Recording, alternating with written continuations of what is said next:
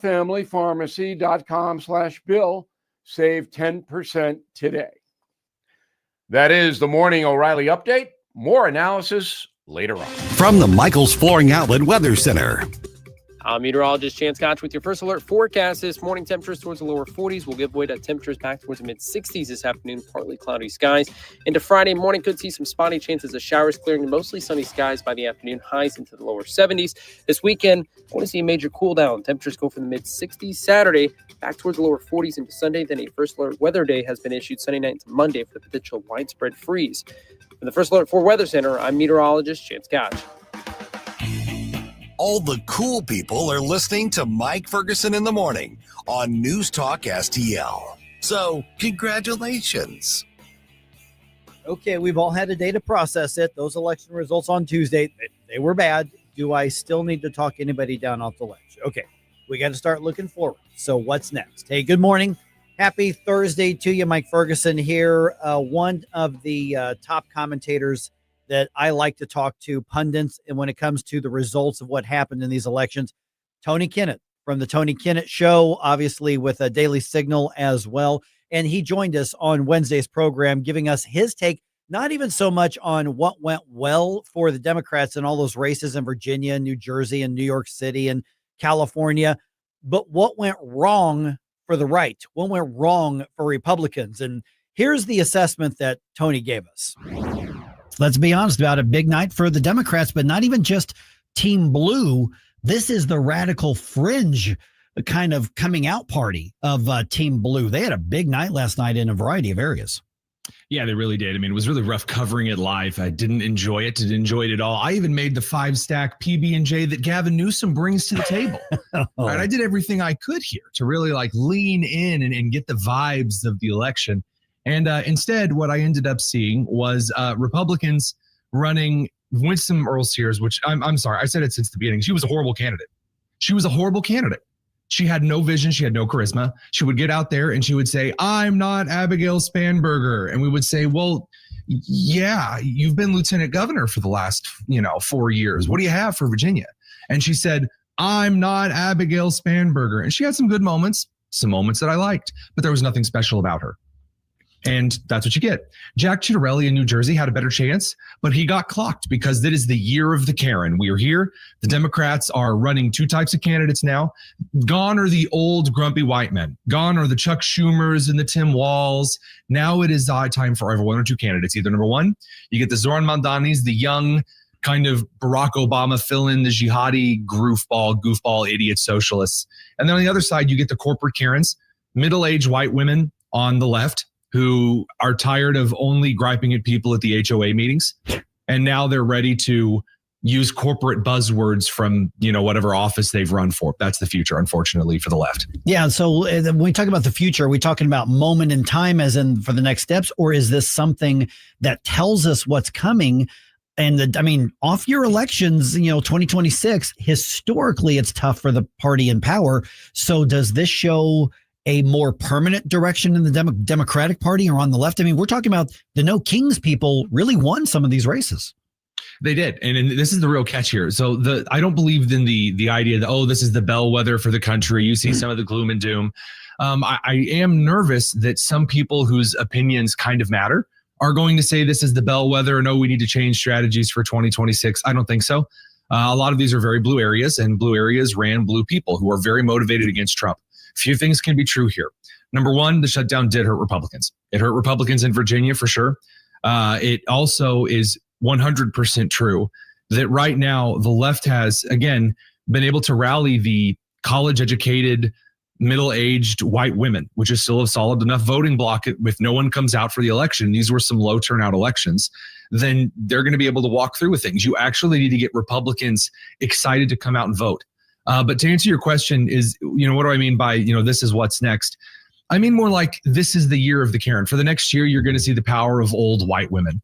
So whether it's Nicole Wallace, whether it's, I could start listing, middle-aged white women who all seem to look the same and act the same. We would be here all day. I'm not going to do it. But that's the next step. And then any young socialist that they find to throw in, I think that's going to be the primary winner. So general primary into 2026, that will hurt them in the midterms, but they're not going to realize that now. They don't recoil from the word socialist anymore. I mean, Mamdani is damn near a communist, if not full on, but socialist is a word that they don't run from anymore, and they find that to be marketable. Is it with younger voters? And so the issue with running just socialism as a platform itself is that it's become kind of a toxic buzzword to kind of what used to scare Americans during the Cold War. You would say socialist or communist and it would scare people away, but the word lost meaning as the American populace grew disinterested or unable to actually facilitate the meaning behind the words socialist and communist. You saw this on MSNBC yesterday morning. Mamdani gets up there and Joe Scarborough fluffs him as nicely as possible and says, well, you're not actually a communist, right? And Mamdani did that laugh where you can hear the dollar bills between every syllable, that style laugh. And it was, well, of course I'm not a communist. I'm a democratic socialist. He didn't explain the difference. He didn't say what that meant. And then in his victory speech, which the only thing it was missing was Erica from the 1930s, he was yelling about, I believe the sentiment, I have to paraphrase here, I don't have the quote in front of me, we will ensure that there is no problem too small for government to look in on or too big for government to solve. Mm-hmm. So now we're going to see it. That's what the youths want. They want someone to take care of the issues for them. And that's in large part because the right refuses to paint a picture of how to solve those issues. That's also a key problem. Yeah, Vivek Ramaswamy had an interesting video that he put out. He's right where I was going. Yeah, because he was saying it's about affordability. It's about affordability. We got our asses handed to us. What should that picture be that the Republicans or the right in general is putting out there? I don't want to sell out, principles, but what's the right way to sell those principles and win races again? Okay, so here's the issue. So Republicans have a classic style of governance, which is leave me the heck alone. I want you to leave me alone. Mm-hmm. And there's a part of that, by the way, which is true and is admirable. Unfortunately, that's not how a country works. You're a citizen. You're not a resident. You have a responsibility to keep the country running. You have a responsibility to solve the problems at hand. And unfortunately, you have had a lot of Republicans, and this comes out of the Tea Party, where they would say, well, what if we just take off the chains and everything will be wonderful? Well, the problem is there's a lot of bad actors who will take advantage of that. So you actually need to thread a line between when does intervention matter? How does it matter? How does getting things done matter? What norms are important? And what things are kind of relics that some are using to essentially wreck the system? And I think this is something that the Republican Party is going to have to figure out and how to pitch to people. Vivek made it quite clear. Things aren't affordable. There are Republicans that are whistling past the graveyard on the economy right now. You can go, well, but Biden was worse. Yeah, I agree. But Trump has to get the economy moving at 88 miles an hour, or come midterm, you're going to see some serious stuff. Yeah, okay. I very much agree on this, but it's a rough thing. Sorry, go ahead. No, say, but 2026, that goes right to what I was about to ask you regarding, I think the most consequential election result was Proposition 50 in California, because Virginia elected leaders for Virginia, New York City elected a guy for New York City. California's Prop 50 result, that changes the math, or could change the math in Congress, in the U.S. House of Representatives. I'm going to level with you. I just don't, from either side, I'm not really feeling kind of the pluralistic clutching on this one. Mm-hmm. California, of course, was going to vote for Prop 50. Right. I mean, California is a blue hellhole. I mean, that's what it does. It does blue hellhole things. And so right now, Texas, especially, already having moved forward with redistricting, other red states moving forward with redistricting. Yeah, California is going to do so. What I hope comes out of Prop 50 is that here in Indiana, where I'm broadcasting out of this morning, I hope that the state senators who are still on the fence about whether or not they want to redistrict, they go ahead and redistrict. Because you're right, it's on the national stage. It's a national fight. Congress wasn't supposed to be treated like this, but we threw that out when we destroyed the state election of senators. And when we started making everything in Congress a popularity Congress, and the bureaucracy started running the show. So screw it. Let's go for broke. I am glad I'm not the only person who said we made a big mistake by directly electing senators. And Jay, people look at me like I've got three eyeballs when I say that. So I'm feeling a little validated right now, Tony. Oh, I mean, I'm just being, when you look at the scoreboard, we're Midwesterners, all right? Yep. Scoreboard matters. Since certain things have happened, bad decisions bring bad results. We saw this with some of the Republican Party measures right now. Oh, if we just get out there and say we're not the left like we did in 2024, that works phenomenally in a presidential election. In an off-year election, you're the party in power. So saying I'm not them sucks for the party in power, because yeah, we know we elected you. So if Winston Earl Sears in Virginia would have gotten up and said, this is what I did with Youngkin, this is what we're going to do with 4 more years, we're going to push, let's get to it, there would have been more support. She didn't do that. And I know because I spent the entire election looking. And the reason, by the way, I use the word Karens to describe the left as opposed to any other name, it really is the HOA, middle-aged white woman, college-educated person that they've stepped up to the plate who are immune to the I'm not them line of attack. It bounces off of them because they'll corporate buzzword you to death. Well, if you look at the photosynthesis, actually it's equitably economicus tristrius, and everyone just kind of drools, and then the Democrats vote, we go home. Yeah. And we know that the Republican Party has a fantastic history of learning from mistakes and moving on in the smart way. Well, maybe okay. Having said that, okay, so where then do the Republicans regroup? I mean, how much of a self-reflection, and where should that self-reflection be? It's got to be more than just messaging, I would think. So yes, it does have to be more about the messaging, but it also means, so the Trump administration is going to have to pick a lane. And this is something that is unpopular, but it's true. The Trump administration is trying to play both sides of the Bill Clinton populist economy and the pseudo free market economy. You got to pick one. Either you move in and you actually have the administrative state govern in solid ways. Think Rubio. I think, of course, the Sean Duffy's Department of Transportation. And tell Howard Lutnick to shut up. Tell Peter Navarro, I haven't seen him since the major debacles of a couple months ago. Get him out of here. Again, judges need to be impeached. James Boasberg needs to quit sending people in front of the press to say, well, I really don't like that judge in D.C. Good, impeach him then. Are we going to play the game to win with the rules that are at hand, or are we going to sit around and go, well, actually, I like the tariffs. Well, I don't like the tariffs. We don't have time to debate this for another 3 months. Either govern or get out of the way. That's what Vivek was saying. And again, as a not Vivek fan, I don't care for him. He was more right on the money than anybody else last night. And I would encourage you to check out the Tony Kinnett podcast, and you can find that pretty much anywhere you get your podcast. And I'd subscribe. He does some great work. All right. By the way, Flashback Friday, it's back tomorrow. Last week we did Halloween music, so we kind of skipped over Flashback Friday, but we've got it in force back in place tomorrow. So send Jerome your request. You can send it to me if you want, but I'm just going to forward it to Jerome, or just put it in the social media comments, and we will have a great Flashback Friday tomorrow. We're going to need it at the end of this week, right? All right. This is 101.9 and 94.1 News Talk STL.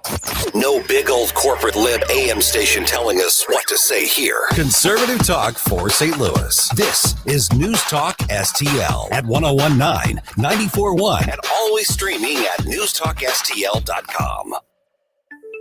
The Herzog Tomorrow Foundation provides private school tuition scholarships through Missouri's new Most Scholars program to cover the cost of accessible, high-quality schooling.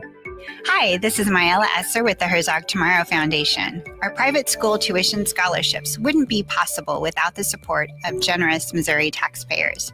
If you're a Missouri taxpayer interested in redirecting your tax dollars and sending them to Missouri students in need of a better education, please contact me at herzogmostscholars.org.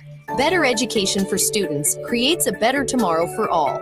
Learn how you can help provide a better education for Missouri students at herzogmostscholars.org. That's herzogmostscholars.org. Also, sign up for The Lion, an initiative of the Herzog Foundation that carries articles covering a wide range of issues facing American families and culture.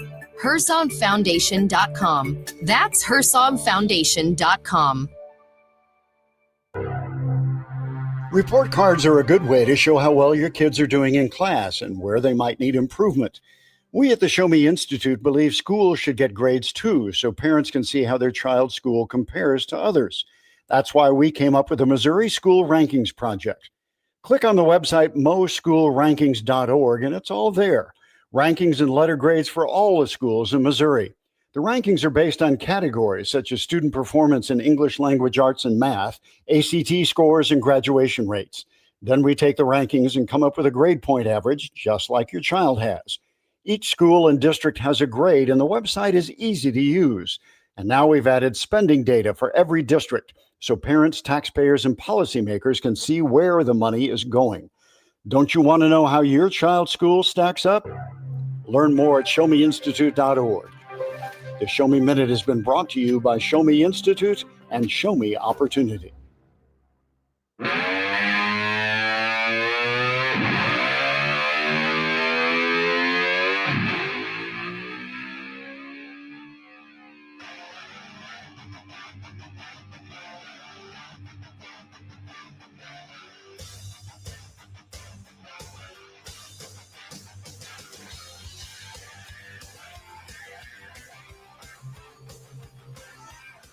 Get up, St. Louis. It's Mike Ferguson in the morning. Check your travel plans for the holiday coming up. Double check your travel plans. And if you look them up, go, no, we're good. Check them again tomorrow. Check them again next week. Make your list. Check it at least twice. Yeah, exactly. Okay. So here's what's going on. And gosh, dang it. I was really hoping I was going to be wrong about this, Jerome. I was really hoping I was going to be wrong about this. The FAA Secretary of Transportation, Sean Duffy, announcing yesterday that as of tomorrow, they are reducing the number of flights that are allowed in this country. They're going to reduce them by 10% in 40 different high volume areas. Now, they have not listed out which 40 airports are going to get that 10% reduction, but we're one of the top 40 busiest air spaces in the US. So assume that 10% is going to get reduced in St. Louis, even if they say St. Louis is not on that list. The flights coming in and going out are going to be affected by that as well. So the reality is that you're going to really need to double check, because if you haven't booked your flight already, flights are going to start getting canceled. And if you rush in and buy a ticket before it gets canceled, that just means you might get refunded and get a notice that it's getting canceled, but maybe you're going to get through.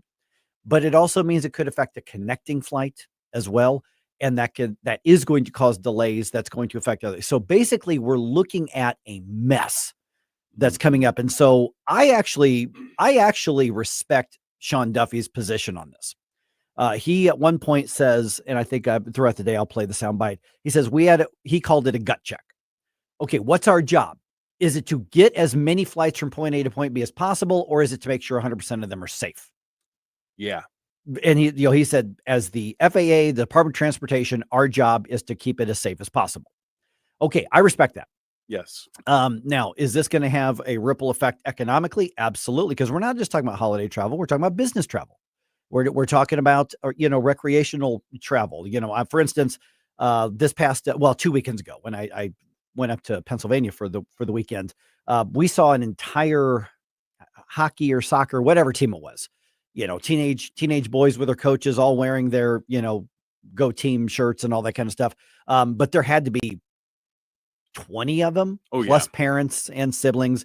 And so I'm sure we were looking at, a couple, $20,000 worth of airfare, total, probably 30 people, 40 people, something like that. That's the kind of stuff that's going to be affected, and so, yeah, rich kids in their tournaments, that sort of thing. But that's the reality that's happening. So, I'm not, at this point, we can go back over, Democrats are at fault, Republicans are at fault. Doesn't matter. It's the reality we're going to get. If they fix and end the shutdown today, they are probably going to have a lag time, because the problem is air traffic controllers are starting to not show up to work because they haven't been paid in a month. And they have to pay their rent. They have to pay their mortgage. They have to make their car payment. They have to pay for their Netflix subscription or whatever it is. And so they have to find another source of income. And I don't think they can apply for unemployment if they're working. Yeah. And that's why I want to commend them, because there are so many of them that they're not getting paid, and it's definitely affecting them, but they're still saying, you know what, I have a duty. Mm-hmm. It's not just a job. It's a responsibility that I've taken upon myself, and I'm going to show up and keep doing it. But if you had not gotten paid for a month, would you really keep showing up to whatever you're doing? I mean, you can't blame them for not. Exactly. You cannot blame them for not, because if you get mad at them for that, what you're actually saying is, well, hey, my stuff is more important than your stuff. Mm-hmm. You show up because I need something, but you're not getting squat. Yeah. And just to your point about, even if it opens up today, there's a ripple effect to these things whenever something of this nature happens. And then you also have to take in consideration, goods being shipped by plane, so a lot of people that use Amazon that I know, they like that 1 day shipping. Well, that's going to take up a portion of the flights as well. Right. So I like trains. I know trains are not maybe as developed and as effective as they could be, but it's especially with how close we are to getting to Thanksgiving, and that's a big travel holiday. It might be worth exploring your options when it comes to meeting up at it, maybe at like a neutral location somewhere else, or figuring out what you're going to do for your holiday plans. And just heads up, because I looked into that. But by the way, my family and I have already called off me going to New Hampshire. I'm not going to see my family for Thanksgiving. Not a big boohoo. It is what it is. They live in New England. It's not like we're going to see each other as much as we'd like, but that's just the way it is. But I saw this coming, and they saw this coming, so we've just said, okay, let's hope for Christmas. So it is what it is. But I looked at the Amtrak. Oh my gosh, the prices have skyrocketed. For me to get to New Hampshire and back, and by the way, they didn't actually have one. So for me to get to like Boston and back, and then they could have driven down, it was like $1,800. Yeah, that's supply and demand. Yeah, I was going to say, I can definitely imagine as well. It's not going to be a perfect system, but I can imagine trains are and other forms of maybe buses even are looking at this and saying, well, they need to get to where they're going. And so we're going to boost that price. I can imagine some gas stations, maybe in areas where people typically need a rest stop or truck stop. You might see gas prices go up. Yeah. And they've been down quite a bit. So let's appreciate that. But also the flights that are still there. So the 90% of flights over the next week, they're still there. And by the way, if the shutdown continues, look for them to reduce again. Yeah, it's just going to happen. The flights that are remaining, I guarantee you the laws of economics tell you that those prices will go up as well. So we're going to touch on that throughout the day, but just keep that in mind. Real quick. So when I get up in the morning, one of the first things I do is obviously I check my email, and I check through a couple social media things. I get a lot of messages and all that sort of thing. And for some reason, I was just scrolling through Facebook. And I don't post a lot on Facebook, but I got on there, and somehow I don't know why, but I got directed to the Prop S Rockwood School District Facebook page. I don't know how I ended up on that. And I'm not in their group. I don't follow their page, but a couple of interesting things. Obviously they were lamenting and being all sad about the fact that they lost their property tax increase. They really hate Representative Ben Keithley. Ooh. They blame him for the loss when the reality is they should blame themselves. Now, a couple things. One, it was pretty funny because every single post they had, they shut off comments. You're not allowed to clap back at them. That's the sign that you are objectively correct. Is when you stop anybody from being able to disagree exactly. With you. But then something else, they were like sharing other people's posts and all sort of thing. And they shared a bunch from the Rockwood National Education Association, the teachers union. So on Tuesday, they were posting pictures of the union, posting pictures of the teachers who were at the polling sites campaigning for Prop S on Tuesday. Maybe it's been too long since I've been in school, but last I checked, aren't Tuesdays school days? The last I checked as well. Okay, yes. They're school day. The teachers are still supposed to be teaching on Tuesdays, right? Yeah, I see school buses. I hope they're going to school. Yeah. So there were all these pictures of many Rockwood teachers at the polls on Tuesday instead of being in the classroom on Tuesday during the day. Okay.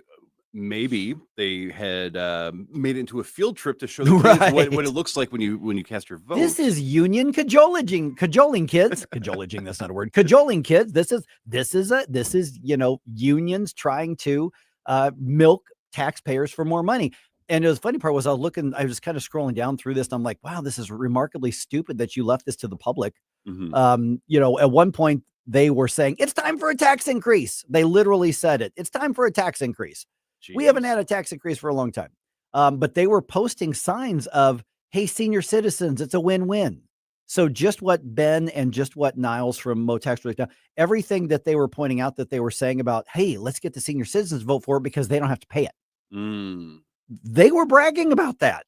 Like, this is so smart, and I'm thinking you're exposing yourself for just being rotten. Yes. That's what you're doing. But in your leftist mind, you're the virtuous one because you're trying to pad your union's, paychecks, which is really all this was. I mean, as the saying goes, it's very easy to be generous with other people's money, right? Yeah. A Margaret Thatcher quote there. Yep. Or Margaret Thatcher paraphrase there. Yeah, that's what it was, because it was just kind of funny scrolling through that. And then every single one, comments are shut off. Comments are shut off. How brave. How stunning. How brave. Stunning and brave. Stunning and brave. Oh, goodness. All right. I think the Trump administration may have had a really bad day in front of the Supreme Court. Let's talk about that just ahead.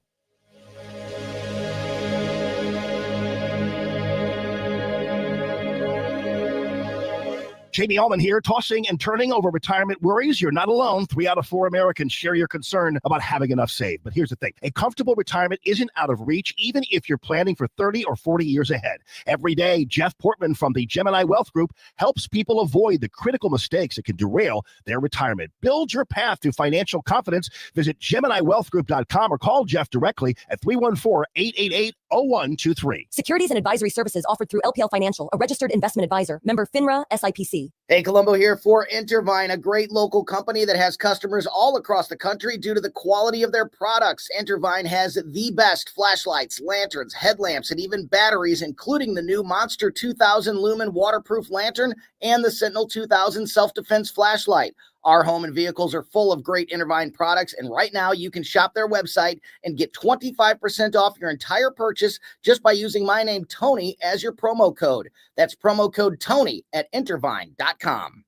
Why leave your company's story to chance? In today's digital world, video content isn't just an option. It's essential for your success. At Blue Ocean Media Group, we've spent decades crafting compelling visual stories for businesses just like yours. From concept to completion, our award-winning team transforms your vision into powerful video content that connects with your audience and drives results. Don't trust your brand to amateurs. Partner with Blue Ocean Media Group. Visit BlueOceanMediaGroup.com today, and let's bring your story to life. KLGY HD3 Clayton, K270BW Bellefonte, KNBS Bowling Green. This is News Talk STL at 1019, 94.1, and always streaming at NewsTalkSTL.com. Town Hall. I'm Rich Thomason. A cornerstone of President Trump's economic policy has been argued before the Supreme Court, and the High Court's conservative justices asked some challenging questions about a president's ability to unilaterally impose tariffs. In a huge legal test of Donald Trump's sweeping tariff powers, the High Court heard oral arguments about the president's use of an emergency law. Challengers argued he's using it illegally, while the administration said the law allows the president to use it to impose tariffs. Chief Justice John Roberts, along with Justices Amy Coney Barrett and Neil Gorsuch, expressed skepticism about bypassing Congress to levy tariffs. Greg Clugston, Washington. Staffing issues resulting from the government shutdown are prompting the FAA to cut the number of flights at major airports by 10% starting tomorrow. Air traffic controllers have been unpaid since October 1st, and many of them are working mandatory overtime. There are fresh doubts about progress toward ending the shutdown, given the Democrats' strong showing in this week's elections. President Trump blames the shutdown for GOP losses on Tuesday. Death toll has risen to 12 in that fiery crash of a UPS cargo plane at the airport in Louisville, Kentucky. Federal Air Safety Investigator Todd Inman says there's evidence a left engine fell off prior to the crash. A large plume of fire in the area of the left wing occurred during the takeoff roll. The plane lifted off and gained enough altitude to clear the fence at the end of runway 17R. Shortly after clearing that fence, it made impact with structures and the terrain off of the airport property. Investigators analyzing the plane's flight recorder. On Wall Street, stock futures modestly higher. The Dow futures up 1 point. NASDAQ futures ahead 23, and the S&P futures 8 points higher. More on these stories at townhall.com. Every time I turn around, my friends at Pure Talk give me one more reason to feel good about switching. This month, for instance, they're supporting Canines for Warriors, a terrific organization that trains rescue dogs and then pairs them up with combat veterans struggling with PTSD. The result? They're saving lives on both ends of the leash. This is why I switched to Pure Talk. I like being in business with an American wireless company who shares my values. Yeah, I appreciate unlimited talk, text, and plenty of 5G data for just $25 a month, and I bet you will too. But I think you'll really appreciate doing business with a company who gives back to the men and women who volunteered to defend our country. Just dial pound 250, say micro. With Pure Talk's U.S. customer service team, you can switch in as little as 10 minutes. Again, dial pound 250, say micro, to switch to an American wireless company. who actually stands for something. Pure Talk. From the Michaels Flooring Outlet Weather Center. I'm meteorologist Chance Gotch with your first alert forecast. This morning, temperatures towards the lower 40s will give way to temperatures back towards the mid-60s this afternoon, partly cloudy skies. Into Friday morning, could see some spotty chances of showers, clearing to mostly sunny skies by the afternoon, highs into the lower 70s. This weekend, I want to see a major cool down. Temperatures go from the mid-60s Saturday, back towards the lower 40s into Sunday. Then a first alert weather day has been issued Sunday night to Monday for the potential widespread freeze. From the First Alert 4 Weather Center, I'm meteorologist Chance Gotch. This hour of News Talk STL is brought to you by Stifel, serving investors for over 130 years. Contact your Stifel financial advisor at stifel.com. That's STIFEL.com. Are you searching for an excellent new vehicle or a great deal on a used one? Then check out Tyler Trineri, Chrysler Dodge Jeep Ram. Tim Jones here to tell you what loyal Tyler Trineri customers already know. Every new vehicle and select used ones come with an exclusive lifetime warranty. And Tyler Trineri has a service department second to none. I should know. I've been a loyal and happy customer for years. For the best price, selection, and the amazing lifetime warranty, check out Tyler Trineri today, right off Interstate 44 in beautiful Pacific, Missouri. Online at tylertrineri.com, tylertrineri.com. Is your pup in need of a spa day? At Pretty Little Paws, we believe grooming should be a stress-free, tail-wagging experience. Our one-on-one, fear-free grooming ensures your furry friend gets the gentle, personalized care they deserve.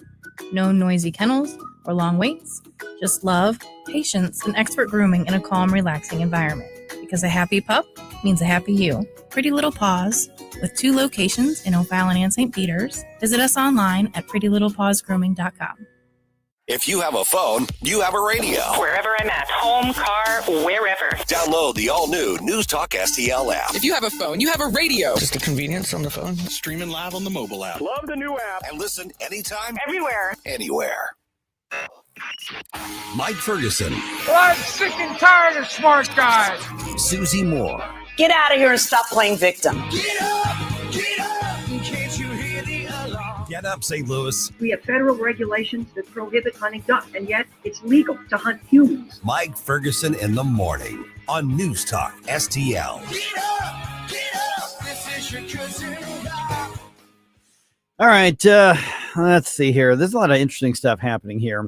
We've said it before. We're going to say it again. Make sure you have a plan B for holiday travel this time around, especially with the news we're about to bring you. So here's the thing is I don't want to be hyperbolic. I don't want to freak people out. But the reality is that this is now affecting pretty much everybody in one way or another. Sure. Yeah. So we'll get into that. Supreme Court indicates it is at least skeptical of the president's claim of authority to enact tariffs. Mm-hmm. Very, very skeptical. So we're going to see what happens with that.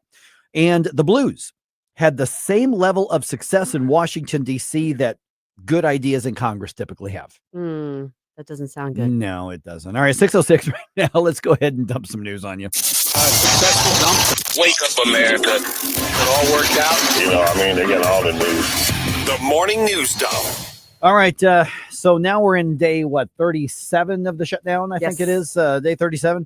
Transportation Secretary Sean Duffy told reporters yesterday that air travel continues to feel the strain on federal resources, and 40 locations are going to see a 10% capacity reduction. In other words, 10% fewer flights, 10% less flights, starting tomorrow. We had to have a gut check of what is our job.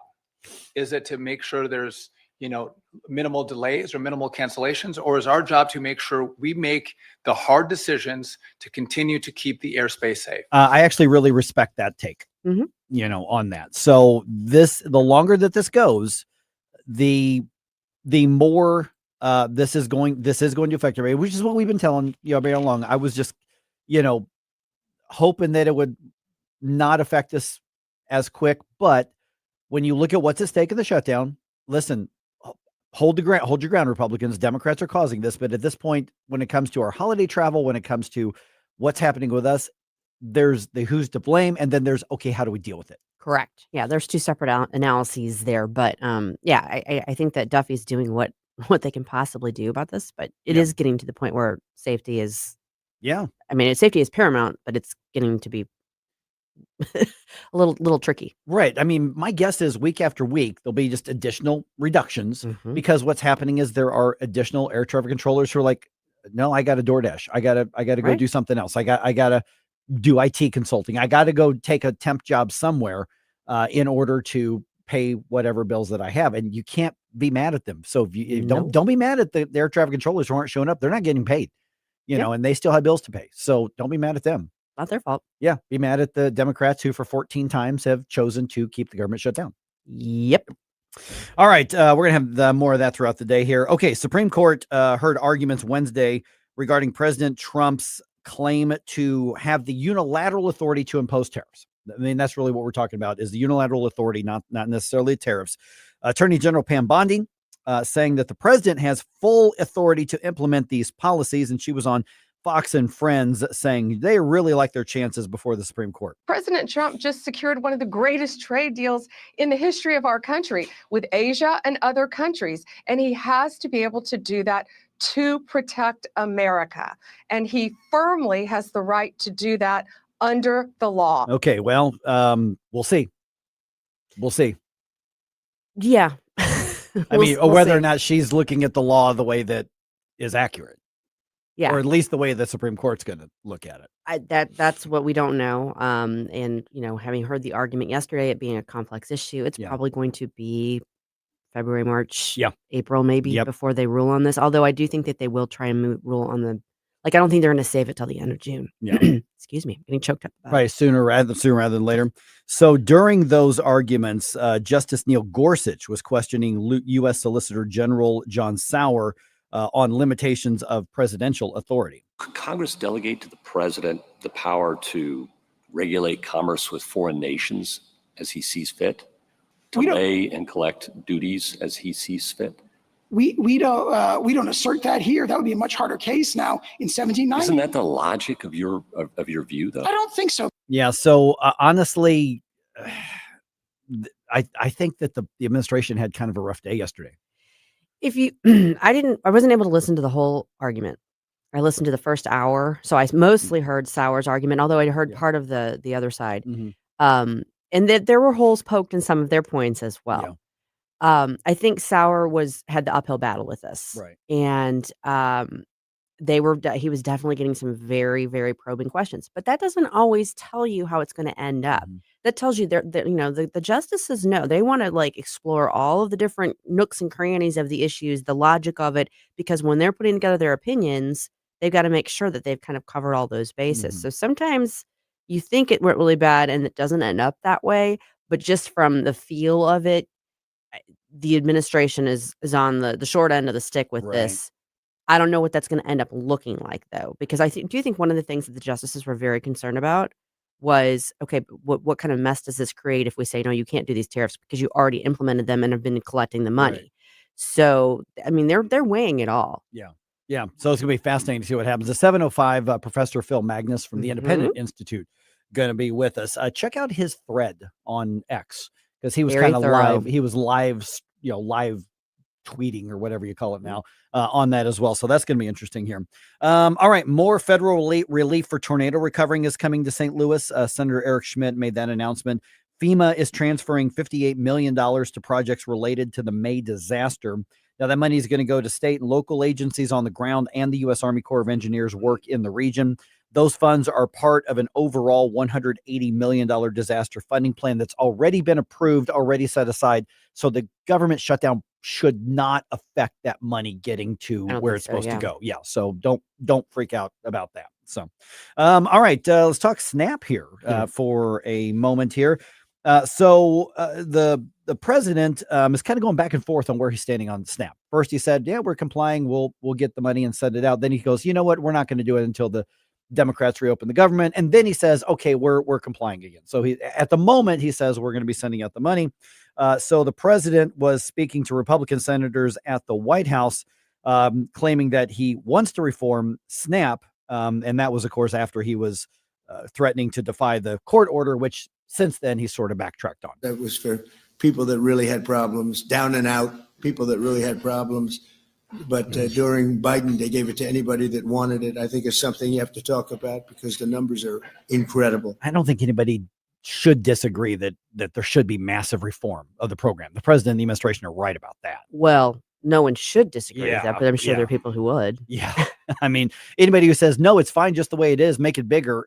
Okay. All right, ma'am, Donnie. You know, I mean, Just turn the government into one giant grocery store for all. Exactly. All right. You might have to pay a lot more for that latte. More coffee shop employees in St. Louis say they want a union. Yes. Okay. Yeah. Dozens of coffee pourers rallied outside the Caldi's headquarters on Wednesday, saying they want more money and better working conditions. The company points out that all employees are soon going to be making at least $17 per hour to pour coffee and hand you the scone. No, for like $17, you can buy an entire tin of your own coffee. That's right. And you can brew it yourself and save. I mean, yeah. So I can understand in some instances that unions at some point may have been necessary. Sure. A coffee brewer union. Barista union. Yeah. They're seeing what's happening at Starbucks. It's like, all right, let's go after them. And like, would you look at how many Starbucks stores have been closed? Yeah. In the last, Guess what happens? Like yeah, you this- said, this people is- start going, I don't really need to pay No. $10 every day for my coffee when I can No. just make it in my kitchen. No. Yeah. I don't remember the last time I was, I mean, there are some places that are just, they have good coffee. It's still reasonable. It's still normal. The foo-foo coffee shops, I think they're committing suicide, economic suicide right now. They are. And it's stuff like this that has to do with, that's so, I mean, I saw that rally and of course the media was just dripping all over. I'm like, you pour coffee. You literally put together sandwiches. Now that's valuable and we appreciate it, but it's not as Sure. valuable as you're saying No, it is. it's like, good God. All right. Okay. So at least we had that one win this week. Blues got thumped in Washington yesterday. 6-1 loss to the Capitals. That's it. I'm busting out the Blackhawks jersey. Uh-oh. I gave you all a chance, Blues. Come on, guys. Oh my goodness. Yeah, they need to turn it around. So Blues are now 4-8-2 on the season. Road trip continues tonight in Buffalo. Game time 6 p.m. And the Cardinals released their spring training game schedule. Oh, yeah. Yep. Their first preseason game happens February 21st, which I believe is a Saturday, I think. Okay. That is going to be against the Nationals. It will be in Jupiter. Ah. Yep. Inspiration, you have a soul so dark, it is no more. And all at once depart, no destination. Mike Ferguson in the morning. Almost all the world's constitutions are documents in which governments tell the people what their privileges are. Our Constitution is a document in which we, the people, tell the government what it is allowed to do. On Newstalk STL.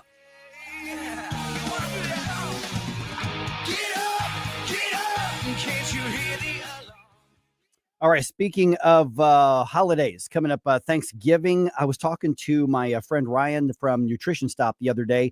You can get your turkey from them. They are taking orders for that right now. Okay, nutritionstop.com. Mike Ferguson here for Nutrition Stop.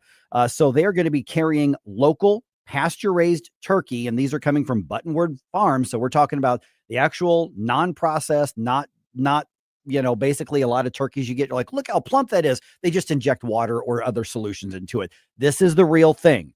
So you can get your pre-order right now. It's like $5 per pound with a $20 deposit. So it's next to nothing to hold your bird. So they do have a limited number of extra turkeys, but you have to pre-order them. You're not gonna be able to just walk in and pick one out of their shelf. So nutritionstop.com for more information. You can also call them at 636-928-7550. But the bottom line is nutritionstop.com is where you get your reservation. Just run in there right off of Mexico Road in St. Peters, and you can reserve your turkey. You'll put your $20 deposit down, and then they'll get your name and your contact information, let you know when it's there. So if you want the healthy turkey, you want the one that's locally raised and it's the real deal, Nutrition Stop is where you're going to find that. nutritionstop.com. Jamie Ullman here with the great Eric Swanson of Newstetter's Fine Jewelers, Doherty Ferry and Big Bend. Tell me about Wow Diamonds. Wow Diamonds. We call them that because when people come in and look at the diamonds, everyone says, wow. We feature those in natural diamonds, the mine diamonds. They're perfectly cut, polished, and proportioned. Not all diamonds come out of the cutting process the same, and ours are perfect. That's why they're called Wow Diamonds. Newstetter's Fine Jewelers right there at Doherty Ferry and Big Bend, wowdiamonds.com.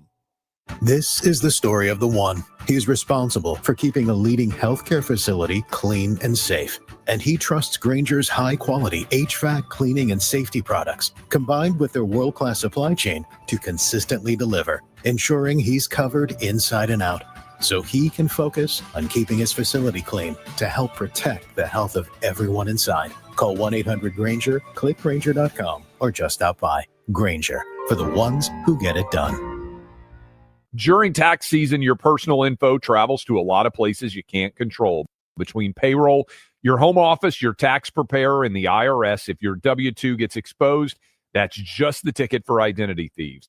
That's why LifeLock monitors hundreds of millions of data points every second. If your identity's stolen, they'll fix it guaranteed, or your money back. Don't let identity thieves take you for a ride. Save up to 40% your first year with promo code CLAY. Visit LifeLock.com. Terms apply. This hour of Mike Ferguson in the Morning is brought to you by Stifel. Request a portfolio review from your Stifel financial advisor at stifel.com. That's STIFEL.com.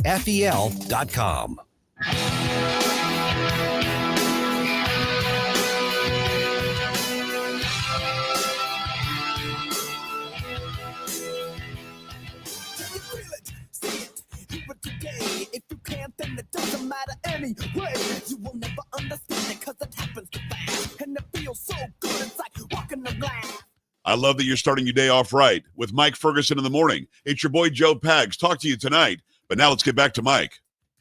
Okay, so this is one of those things that's like really wonky and in the weeds, but it's really, really important. And one of the things that sometimes frustrates me about the social media-ization of our talk about policy and politics and that sort of thing is that we gloss over what really matters and instead focus on my team's awesome, your team sucks. Yeah. Instead of what's the long-term good. And God forbid, I know this is going to be weird, what's actually constitutional. I know. Crazy talk. I know, exactly. Okay. So looks like the Trump administration may have had a bad day before the Supreme Court. Maybe. Yeah. We'll see. It was certainly an uncomfortable day for them at times. It was. John Sauer was on the hot seat. Yeah. And he was grilled much harder than the attorney that represented the opposition. Right. So now, of course, we don't know for certain how the court's going to rule. We don't know on the tariff authority thing. But it is fair to say that the judges seemed skeptical based on the parts of the arguments I heard. Now, you listened to more of it than I did, but I listened to enough of it to think I've got a feel for it being a non-lawyer. Okay. So I'm not going to claim knowledge that I don't know. So here's the thing, why it matters that this is not about the actual tariffs, because there's a lot of people are arguing about the tariffs as a policy measure. Yep. Okay. That's fair debate. I get both sides of it. I'm a free trade guy. I look at tariffs as being very, very damaging and destructive. But I understand people in good faith see it the other way and they see it the president's way. I get it. That's not what this is about. Correct. And we're going to talk to Phil Magness about 705. And one of the things that you saw a lot of attention that people were immediately quoting on social media on some web stories, Neil Gorsuch was asking John Sauer basically about the argument that the president can declare an emergency and then take extraordinary powers. And I mean extraordinary in the actual literal sense of it, extraordinary powers, because that's what the president's done. He said, this is an emergency. It's an emergency because we had so much illegal immigration. Therefore, I'm tariffing the countries that are sending people here. This is an emergency because the economy is bad. Well, we have to do this. Fentanyl. This is an emergency because of fentanyl. So I'm going to apply tariffs. This is an emergency because Canada hurt my feelings with a TV ad. So I'm going to add more tariffs. Didn't help his case with that. Did not help his case. But when you look at the actual question, Neil Gorsuch asked John Sauer basically saying, okay, under the argument you're making, the logic that you're making, does that mean that a future president could declare climate change an emergency and lay tariffs, taxes, or other regulations unilaterally without Congress, essentially what the question was? And Sauer had to admit the answer was, well, yeah. Yeah, he dodged it initially. Yeah. The initial time that was put to him, and I don't think it was by Gorsuch, he said, well, this president wouldn't wouldn't take that action. Yeah. But we're not talking about just this president. We're talking about whether a president has the power under the International Emergency Economic Powers Act, which is IEPA. You're going to hear IEPA talked about a lot. Which is kind of fun to say. IEPA. Yes. And then there's TWIA too. That's part of this too. And I can't remember what that stands for, but that was like a predecessor law that this kind of was an outgrowth of. I So like it's TWIA and IEPA. We heard that a lot. I like IEPA better. It sounds like the girl from Ipanema. But That's right. Oh my goodness. Okay. Yeah. So, but let's go back to, because this is what I want people to consider. Now, whether you end up agreeing with the president or whether you end up agreeing with the free market types, think it through. That's what I'm asking. So, under what the administration's arguing, and I'm going to go ahead and go to an extreme example. Could President AOC say climate change is a pending emergency? We have to avoid disaster. I'm going to tariff all energy imports, or I'm going to lay, extreme regulations on energy production. And Congress won't do it. So I'm going to do it because I've declared that climate change is an emergency, because you've heard the hyperbolic, we're all about to die of the climate. So that was the example, which I thought was a really poignant example. And that's why I'm hoping to get people to detach from the tribalism right now, to say, okay, this isn't about this moment in time and whether or not this president has a success on this particular policy thing. Pam Bondi was arguing, he just made a great trade deal and he did it with these things. Well, that's not an emergency. That's leverage. That's not an emergency. You just hit on something, Mike. Yeah. So President Trump and the people advising him, I think, strategically went to IEPA and said, okay, if we declare these emergencies, and I think you could argue the fentanyl crisis is, borderline at least on that. But in any event, they said this is one mechanism that we can use so that you can declare the tariffs. But the purpose of the tariffs is the leverage. It's to get these tables to the bargaining table. It's to get these deals in place. So some of this is going to be mooted by the time this is all decided because they've already got the deals in place. Right. So I think one of the things that people are also losing sight of is the tariffs are a means to an end, not an end in and of themselves. Now, does the president have the authority he's exercised under IEPA to do what he did? That's arguable. Right. That's a tough argument to make. There are some arguments to make on it. And I think the Supreme Court may, as I said to you, I think they may end up splitting the baby here. I don't think this is going to be an all or nothing ruling from them. And it's going to be messy. It's going to have 6 different opinions as part of it. So they'll probably end up like everybody being able to claim victory and everybody be able to claiming the other side lost. Correct. Yeah. SeaWorld Girl on Rumble says, if the government's allowed to violate your rights anytime there is an emergency, they will continuously declare emergencies. That's exactly right. That is 100% right. That's the problem. That's why we need to watch things like this very, very, very closely. And honestly, let me, because I'm gonna say, listen, if you're conservative, and I'm not saying Republican or Team Trump, I'm saying conservative, should you actually be hoping that the Supreme Court rules against using emergency declarations like this? If you're constitutionalist, should you be, or do you think this is fully within the bounds of the Constitution? I think you should be hoping that the Supreme Court looks very closely at the statutory language that they are construing and finds based on that whether Congress did or did not delegate that authority to the president. Because there is an argument that they did. And if they don't want that power delegated to the executive, then they need to fix that. Is there a question to say, should they have been allowed to hand over what the Constitution says is non-delegation doctrine? Right. Yeah. Yes. That is part of what was talked about yesterday, along with the major questions doctrine. So these are, really, like you said, weedsy, wonky. That's right up my alley. But yes, that is one of the big questions because, initially this power rests with Congress. They did delegate some authority to the executive, which they're allowed to do, but only to a certain extent. And if they're going to do that, they need to be clear about what they do and don't want the executive to be able to do. I just think we're being really short-sighted here, a lot of us, on our side. I think we're being really short-sighted. Well, I think the impulse is you want the administration to be successful and you want Trump to be, be able to use these tools. But yes, if you're thinking that you just want Trump to be able to, and you're not thinking about what President AOC or Gavin Newsom might do with them, yes, you are being short-sighted. Yeah, that's what we got. That's why, we got to find the right answer to this. But here's another thing. I heard somebody argue, boy, the president should secretly be hoping he loses the case. And I thought, well, that's odd.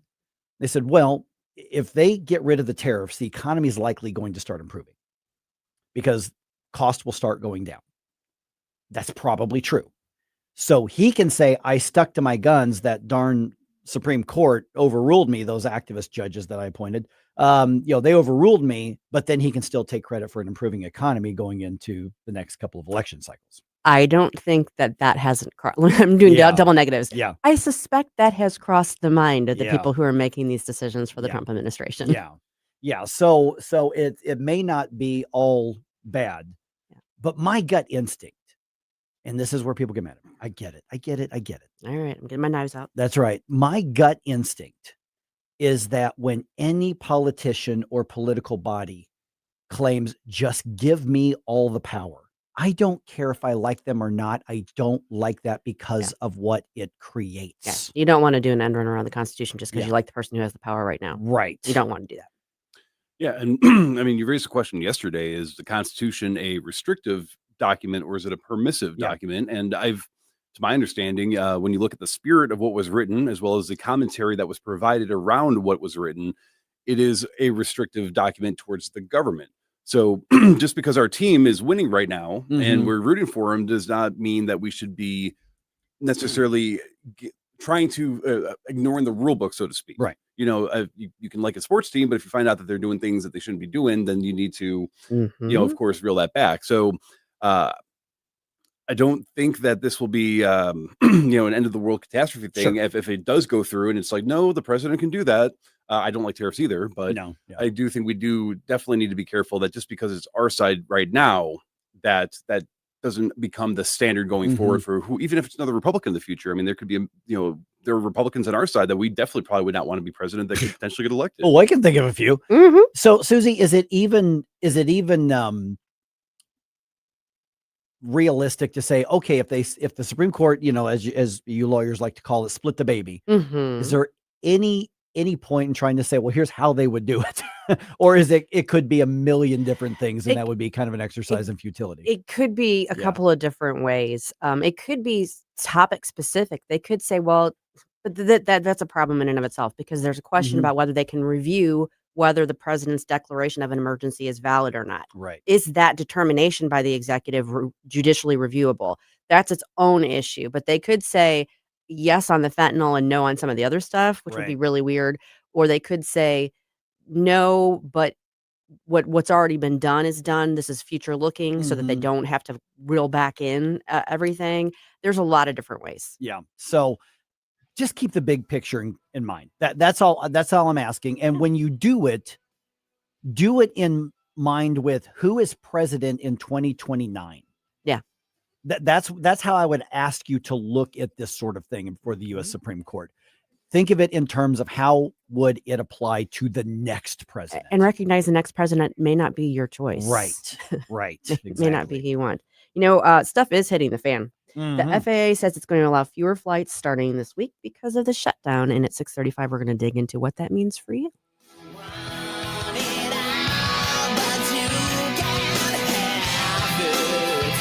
Mike Ferguson. It's a Will Mannett. Susie Moore. And Woman It. On News Talk STL. From the Michaels Flooring Outlet Weather Center. I'm meteorologist Chance Gotch with your first alert forecast. This morning, temperatures towards the lower 40s will give way to temperatures back towards the mid-60s this afternoon, partly cloudy skies. Into Friday morning, could see some spotty chances of showers clearing the mostly sunny skies by the afternoon, highs into the lower 70s. This weekend, I want to see a major cool down. Temperatures go from the mid-60s Saturday back towards the lower 40s into Sunday. Then a first alert weather day has been issued Sunday night to Monday for the potential widespread freeze.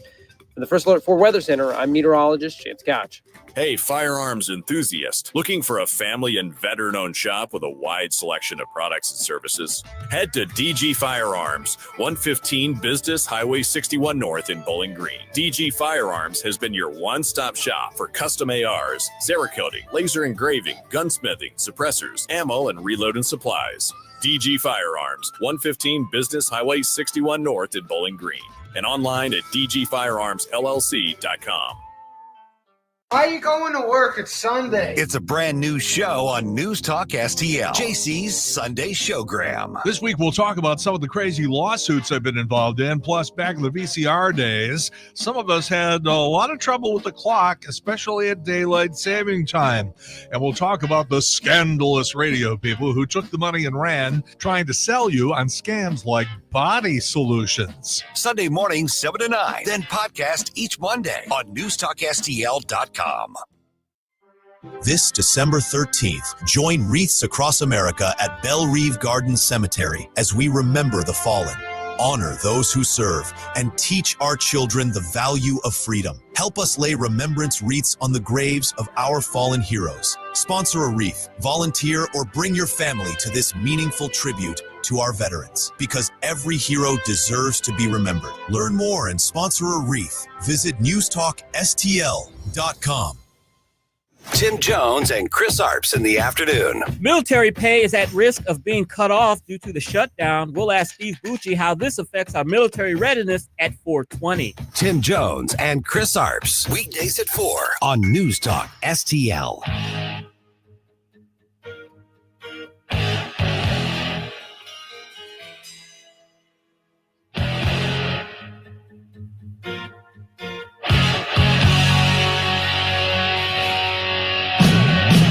Bill O'Reilly here. Check out the O'Reilly Update this afternoon at 3:45. Right now, it's back to Mike Ferguson in the morning on News Talk STL. All right, I think we've beat the drum of it's the Democrats' fault on the shutdown stuff enough to get that point across. It's the Democrats' fault. It's the Democrats' fault. But let's focus on what this actually means to everybody, because that announcement that came from the transportation secretary yesterday, this is a big deal.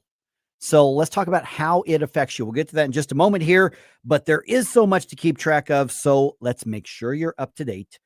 Susie, what should we check out on Red State today? This is the Red State Rundown. All right, on Red State today, we got from Terry Christoph, who's been on the show with us before. This one's titled Karl Marx Unavailable for Comment as Mamdani of Minneapolis Loses Mayoral Election. There was a bright spot in Tuesday's elections. The guy that was running in Minneapolis to unseat Jacob Frey lost. Omar Fateh, he's been nicknamed the Mamdani of Minneapolis. He was far left radical, and things were not looking good. People were worried that he was going to win. He did not win. Jacob Frey still holds his seat. So not that we should be excited about Jacob Frey. Don't be excited about Jacob Frey, but that's one we'll take. Another thing related to Mamdani, Houston Police Union extends tempting offer to NYPD officers fed up with NYC's new mayor. Ooh. This is by Ward Clark. So basically, the Houston Police Department said, hey, you guys in New York that are police officers, if you don't want to stick around and work for that guy, come on down to Houston. We're rolling out the red carpet. Nice. Check that one out. And this one's big. This one's from our managing editor, Jennifer Van Laar. Not so fast, Newsom. California GOP files federal voting rights suit to block Prop 50 congressional maps. So now, no sooner had the election been called than a lawsuit was filed. Not only that, but one of the plaintiffs in the lawsuit is our very own Roxanne Hogue, whose husband, Bob, is my co-editor. There, I want you guys to go check out this article, because at the end, there's a video with Roxanne and another consultant on CBS Local. It's 7 minutes of pure hilarity, because this woman is so ratcheted up, and Roxanne just puts her in her place. It's beautiful. All right. That's redstate.com. All right. Okay. Let's see here. When it comes to, let's do SNAP benefits here real quick. So here's where we're at. In Missouri, partial benefits are being paid out. Nationally for November, 50% is being paid out.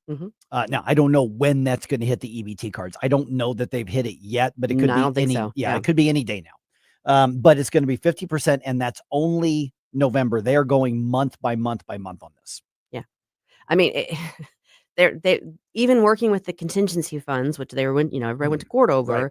They only had so much in the contingency fund. Right. So even if it said, if it, they are obligated to expend that, okay, once that's gone, right, then what? So if the same judge says, well, send it out anyway, and they're going to go, can you spot me 20? Yeah. I mean, how are you going to, how are you going to do that? Yeah, that's going to be interesting. I mean, it may be moot by then, but right. You can't get blood from a turnip. No, exactly. So there will be, again, the scale is 50% is what Department of Agriculture has announced that's going to go out. So that even probably is going to run those funds into some kind of deficit or very, very close to it because that's set aside for, Yeah. Then if we have a big emergency, right. what do they do? Okay. Yeah, precisely. So that's where that is. So keep an eye on that. By the way, next hour, we will let you know. You can go to newstalkstl.com right now. Our food drive starts on Monday. That's right. Yeah. So we're going to have, bins all over the metro area. We're teaming up with the St. Louis County GOP Central Committee and some other partners on this. So we're stepping up, and you can say, but those Democrats did it. Who cares? There are going to be people who need food, and we talk about the personal responsibility and the personal in the community because that's what conservatives do. So we are providing a way to help.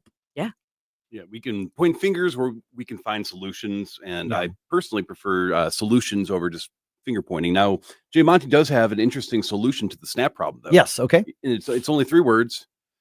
Get a job! He says that's how you solve SNAP. It would solve a lot of it. It would solve a lot of it. Doesn't obviously work for everyone. Right. But But there are people who are employed who are on SNAP, and a lot of them. But yeah, I mean, it comes down to self-sufficiency. I get where Jay Monty's coming from on that. All right. So that's where that is. And we're going to give you more information throughout the day on the food drive that launches officially on Monday. We're just telling you about it now. So you can start getting involved. Okay. So it's happening. Sean Duffy, the Secretary of Transportation, he says starting tomorrow, starting Friday, he said 40 of the most high traffic areas, they're gonna reduce flight capacity by 10%. Yeah. Now, they haven't said exactly which airports that is. St. Louis is top 40. Oh, yeah. So expect that there will be some reductions. I mean, somebody around here, somebody who's listening to us right now or watching us right now, somebody is going to say, but I booked that ticket a month ago. What do you mean it got canceled? Okay, that's what's going on. And that very well could happen. Pick up the phone and call Chuck Schumer. Yeah, precisely. But we've been saying this for a while. And I got to tell you, I honestly was hoping that I was going to be eating crow and I was going to be completely wrong about this. But I said, 2-3 weeks ago, think about a plan B when it comes to holiday travel. Think about a plan B. Now, if you're planning to travel and flights where your go-to, well, you maybe will still get it, but maybe not. Checking the trains and automobiles because the planes ain't going to do it. Right. So Friday, 10% reduction. My guess is the longer that this goes, the more they're going to reduce. Yeah, they're going to have to. Yeah, they don't have a choice because the more the air traffic controllers have to simply make a decision. Do I get evicted or do I keep going to work for nothing? Right. And what are you going to do? You're going to tell the utility company, you're going to tell the landlord, you're going to tell the mortgage company, hey, but my employer promises they'll make good on it. Who's your employer? The federal government. Ooh, yeah. No, I don't know about that. And the air traffic controllers who are showing up should get paid. Yeah. Eventually, and they should get paid back pay. And honestly, I think they should get paid interest. Mm-hmm. But they're just going to get their back pay. But the bottom line is they have bills right now. They can't go to the grocery store and say, let me pay you whenever the government reopens. That doesn't work like that. Well, and as you pointed out, some of them are picking up side jobs to try and kind of close that gap. But if you're working a side job and working your regular job, that's going to wear on you. And you don't want air traffic controllers who are exhausted over, we don't want that, particularly during the holiday season. Right. Yeah. And when you look at that aspect of it, I mean, and we talk about like DoorDash, because these are pretty highly skilled, technically inclined people to be able to do this. Many of them are probably taking on that contract gig. Oh, you need some coding done? Hey, I got a project for you. Great. Here's a week-long project, 2-week-long project. Okay, whatever. So you commit to that. And so the government reopens in the middle of it. They got to finish that contract. True. So there are a variety of things that more and more and more of them are going to do. And the funny part is I don't think they can apply for unemployment while they're still working, even if they're not getting paid. Oh, I don't think so. Yeah. Yeah. So it's a catch-22 for them. Right. And I think that Duffy is right to recognize that, something's got to give. And right now, since the Democrats aren't, we've got to scale things back. Yeah. And I don't want to get back into their fault, our fault, their fault, because I mean, to me, it's just cut and dry. You have to do some amazing mental gymnastics to blame the Republicans on this one. Yeah. And I'm hard on Republicans, but to blame the Republicans on this one, you've got to do mental twister. You do to do that. And I've heard some start to say, well, this is Sean Duffy trying to, put pressure on the Democrats by cutting people's flights. You're not letting me go see grandma because you want us to be mad at the Democrats. No. He said in that soundbite we had a little bit earlier, he said, he called it a gut check. Mm-hmm. He said, is our job to get as many people in the air and from point A to point B as possible, or is it to make sure 100% of these flights are safe? The latter. Yeah. And so I highly respect his thought process on that. That's the right answer, and so you can say, well, just have the air traffic controllers work double time or extra shifts. Well, that can work on some jobs. Their job is to monitor tens or hundreds of thousands of aircraft in the air at any given time. Yeah. You don't want them being distracted or tired or not fully, on their game. Yeah. And they have begun, a process of trying to recruit to backfill from the shortages that, frankly, the Trump administration inherited from the Biden administration. But it's going to take a while for them to be up and ready to go. Well, and it's a little hard to recruit when you're telling them, we're not going to be able to pay you right off the bat. Yeah. Hey, do I have a job offer for you? It's going to be great eventually. But for now, I guess the silver lining, not silver lining. One thing people can consider if what you were thinking of doing is arguably drivable, which, I'm a big road trip person. Yep. At least gas prices are lower. Yes. So there's that. 100%. I checked on the Amtrak stuff I said earlier. Gosh, it's expensive. Yeah. Those prices have skyrocketed. Yeah, because no one's taking Amtrak anymore. Yeah. I mean, I actually enjoyed the few times I've done it. If That's you a could long ride though. For me to get to my family, I would have had to go to Boston because they didn't have one up to where they are in New Hampshire, but it's like 36 hours. Now, if you've got your own little room, cabin, okay, maybe. But if you're just on the seat, time on a train. which those are big seats, but come on, that's a day and a half straight. No, and that's a long drive. No. It's an 18-hour drive. I was gonna say I haven't made it to New Hampshire, but I've made it to Long Island before. Yeah. And we broke it up in 2 days because you can't. That's a long drive. No. So that's just the reality, and that's what I want to focus on. That's the reality. You need to double check it. You can rush in and say, "Oh, I'm gonna lock in my plane ticket now." Great, do it, because the ticket prices will probably go up. But just understand there's a chance that flight's going to get canceled. Yeah.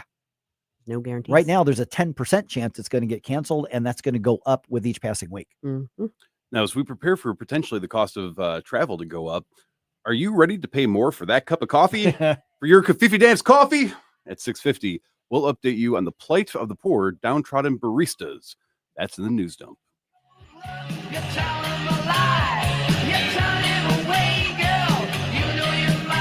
Mike Ferguson. This man is crazy. Susie Moore. The best is yet to come. On NewsTalk STL.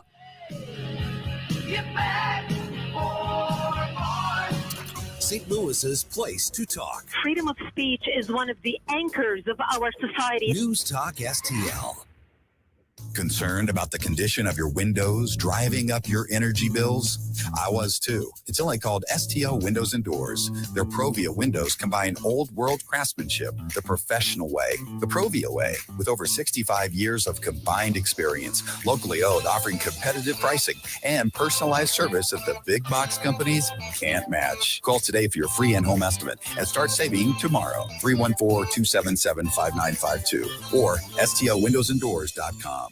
Mike Ferguson here. Retirement should be a time you can relax. No more stress from work. But there's one thing you can't forget about when retiring. That's your money. Do you have enough saved to fund your income for life and keep up with inflation? How will you claim your Social Security benefits? And what about long-term care?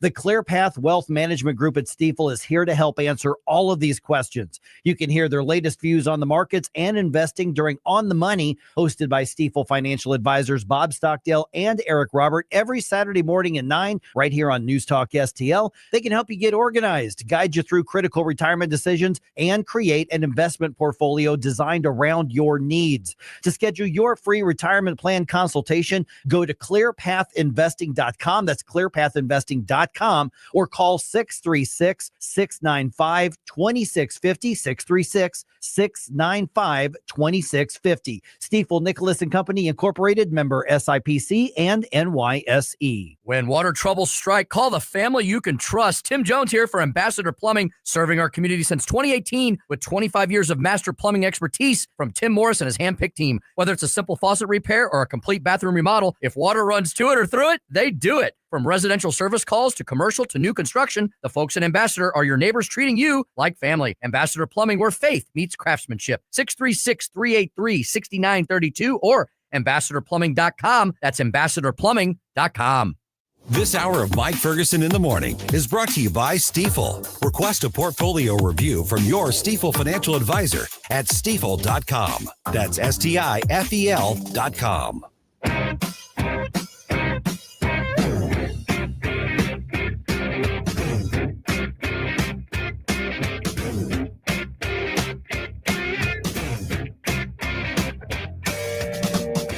Hi, this is Susie Moore. Check out my show, Red State Radio, Sunday afternoon at 4, right here on NewsTalkSTL. Now it's back to Mike Ferguson in the morning. All right. The Supreme Court indicates that at the very least, it's skeptical of the president's claim of authority to enact tariffs. Now, what that ends up looking like in the end, I don't know. I don't think anybody does, but it was an interesting and hot seat kind of day. It was. So I don't know if you've listened to John Sauer argue before. Now people might remember he was from Missouri. He was yeah. the Solicitor Yeah. General from Missouri. Now he's the Solicitor General, for the U.S. And he's, this is his wheelhouse. This is his thing. But he's got that really raspy gravel voice, and he always does. Not quite RFK Jr. level, but he's got the raspy thing. And it's always there. The first time I heard him argue, I thought he was sick. No, that he just always sounds like that. So it almost always makes him, and he talks so fast. You think I talk fast? Oh, yeah. Oh my gosh. So it always sounds like he's kind of like running uphill anyway, but he was literally running uphill yesterday with this argument, but he was doing his best. Yeah. Yep. All right. We'll get into details on that here in just a moment. Also, the Blues played a hockey game yesterday. What? Yeah. All right. 6:49 right now. Let's do a news dump. Okay. The Morning News Dump. Are you joking? Is this a joke? Listen, folks. The Morning News Dump. Okay. Just to follow up, Transportation Secretary Sean Duffy telling reporters yesterday that as of tomorrow, at 40 locations, 40 air hubs are going to see a 10% capacity reduction. I anticipate there will be additional disruptions. There will be frustration. We are working with the airlines. They're going to work with passengers. But in the end, our sole role is to make sure that we keep this airspace as safe as possible. Okay. And of course, this obviously is due to the government shutdown. And that to me is a warning from the secretary. Plan accordingly. And also we are seeing longer and longer lines for security at the airports around the country as well. They haven't gone nuts yet, but they're getting pretty inconvenient. If you're like, I can get there an hour before my flight, I would start to get there an hour and a half to 2 hours before. Yeah. I would not cut it that close. No, not in the least bit. Pre-check, maybe. If you got pre-check, maybe. But if you don't have pre-check, I would plan on 2 hours and then just overpay for your cheeseburger there, or something like that.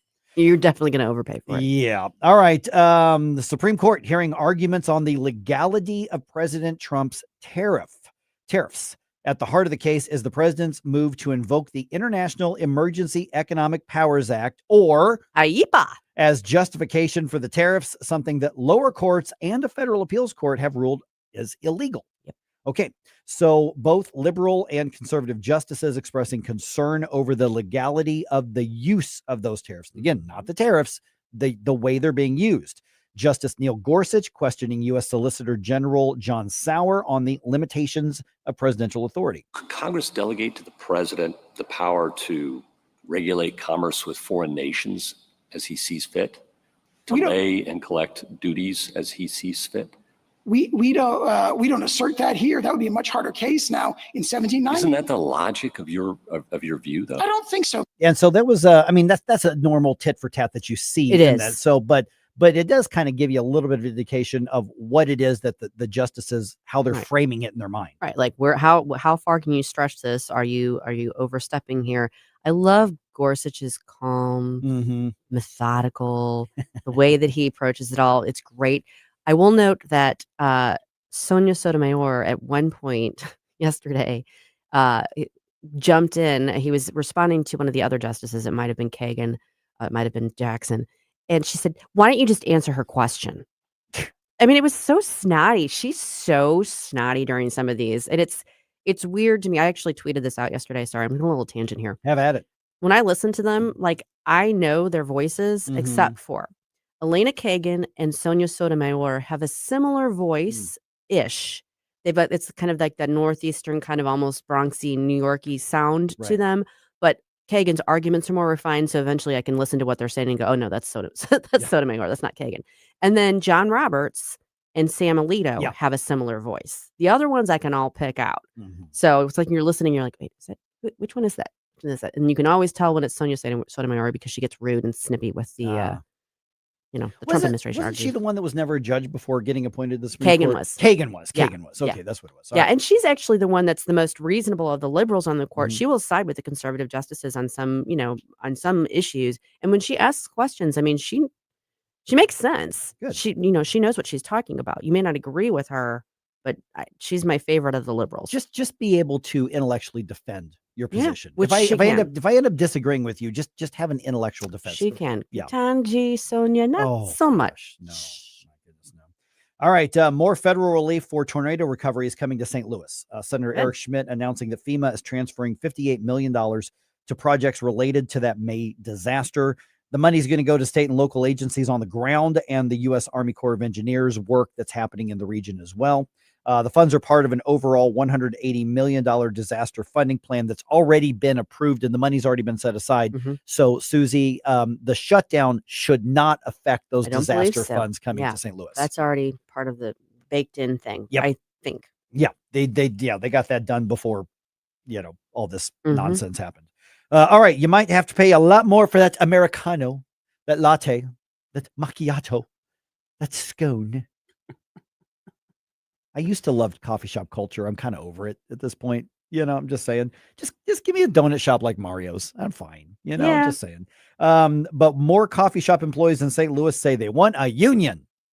For what? Yeah, dozens of coffee pourers rallied outside the Caldi's headquarters on Wednesday, saying they want more money and better working conditions. The company points out that all employees, when they have all of their raises that come up here, are going to be making at least $17 an hour, which is above the minimum wage by a good shot.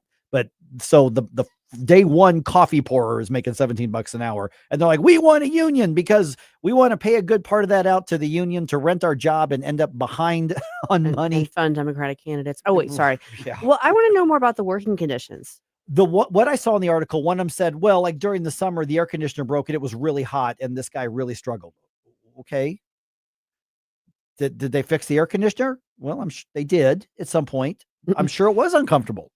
Yeah. Are you the ones hand picking the beans and then like hand crushing them? Right. And, balancing the pH levels of the water before you brew? I mean, that's just, I No. don't. Yeah. I've been to coffee shops. It's not like they're breaking their backs doing all this No. stuff.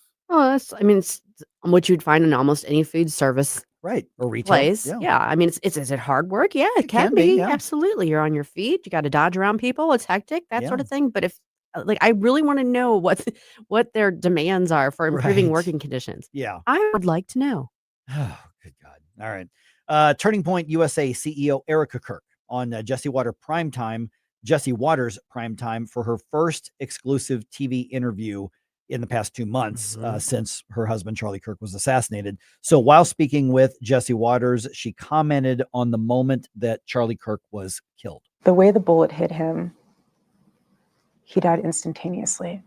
He was pronounced dead. He died on the scene. But I'm so glad he didn't suffer. Okay, so that was from Jesse Waters Primetime on Fox, which you can see that entire thing, I'm sure now. Just look up Fox on this. And they, again, I want to point out the visuals. They recorded that interview on Charlie Kirk's TV set. So the backdrop was the Charlie Kirk show. Yeah. I couldn't even imagine. I don't know. Did you see the part where the clip of him asking about an apology from Jimmy Kimmel? I think we played that clip Maybe. a week or two. Yeah, something like that. Because they've been leaking. Oh well, she was asked about it on this interview. Yeah. They were sending out some of the teasers for it. Yeah, and then I did see the one where he asked her if she wants the murderer to get the death penalty, and her answer was, "That's not for me to decide. I don't want that on my ledger," meaning in a theological sense, But I want the government to accurately mete out justice. So basically, if they give him the death penalty, that's on them, but it's not going to be on me. Right. Which I think is an accurate answer. I think it's a good answer. Yeah, absolutely. All right. Let's see here. Sportsy things. By the way, multiple sports reporters are reporting that Nolan Arenado is probably going to be traded. Oh boy. In the offseason. Also, we had at least that one Blues win. One. Blues got whooped in Washington. They lost 6-1 to the Capitals. They play the Sabres tonight in Buffalo, game time 6 p.m. And the Cardinals released their spring training game schedule with or without Nolan. First preseason game happens February 1st. That is going to be against the Nationals in Jupiter.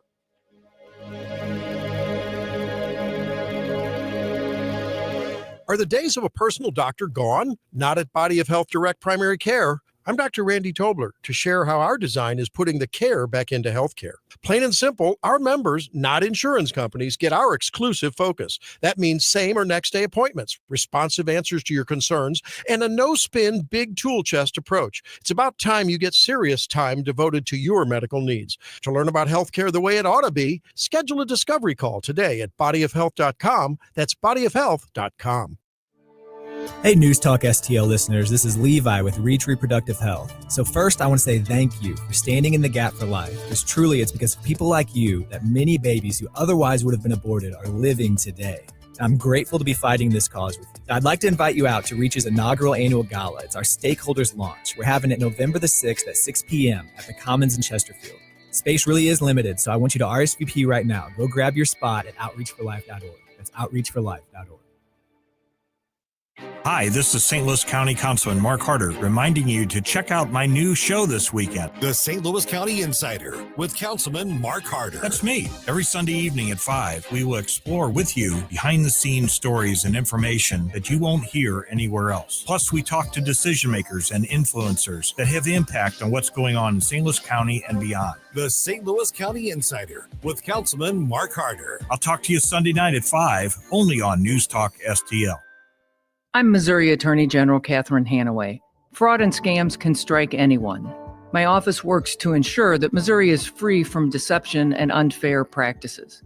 Last year, we handled over 65,000 consumer complaints and returned more than $400 million to Missourians. If you've been a victim of fraud, call 800-392-8222 or visit ago.mo.gov. Paid for by the Missouri Attorney General's Office.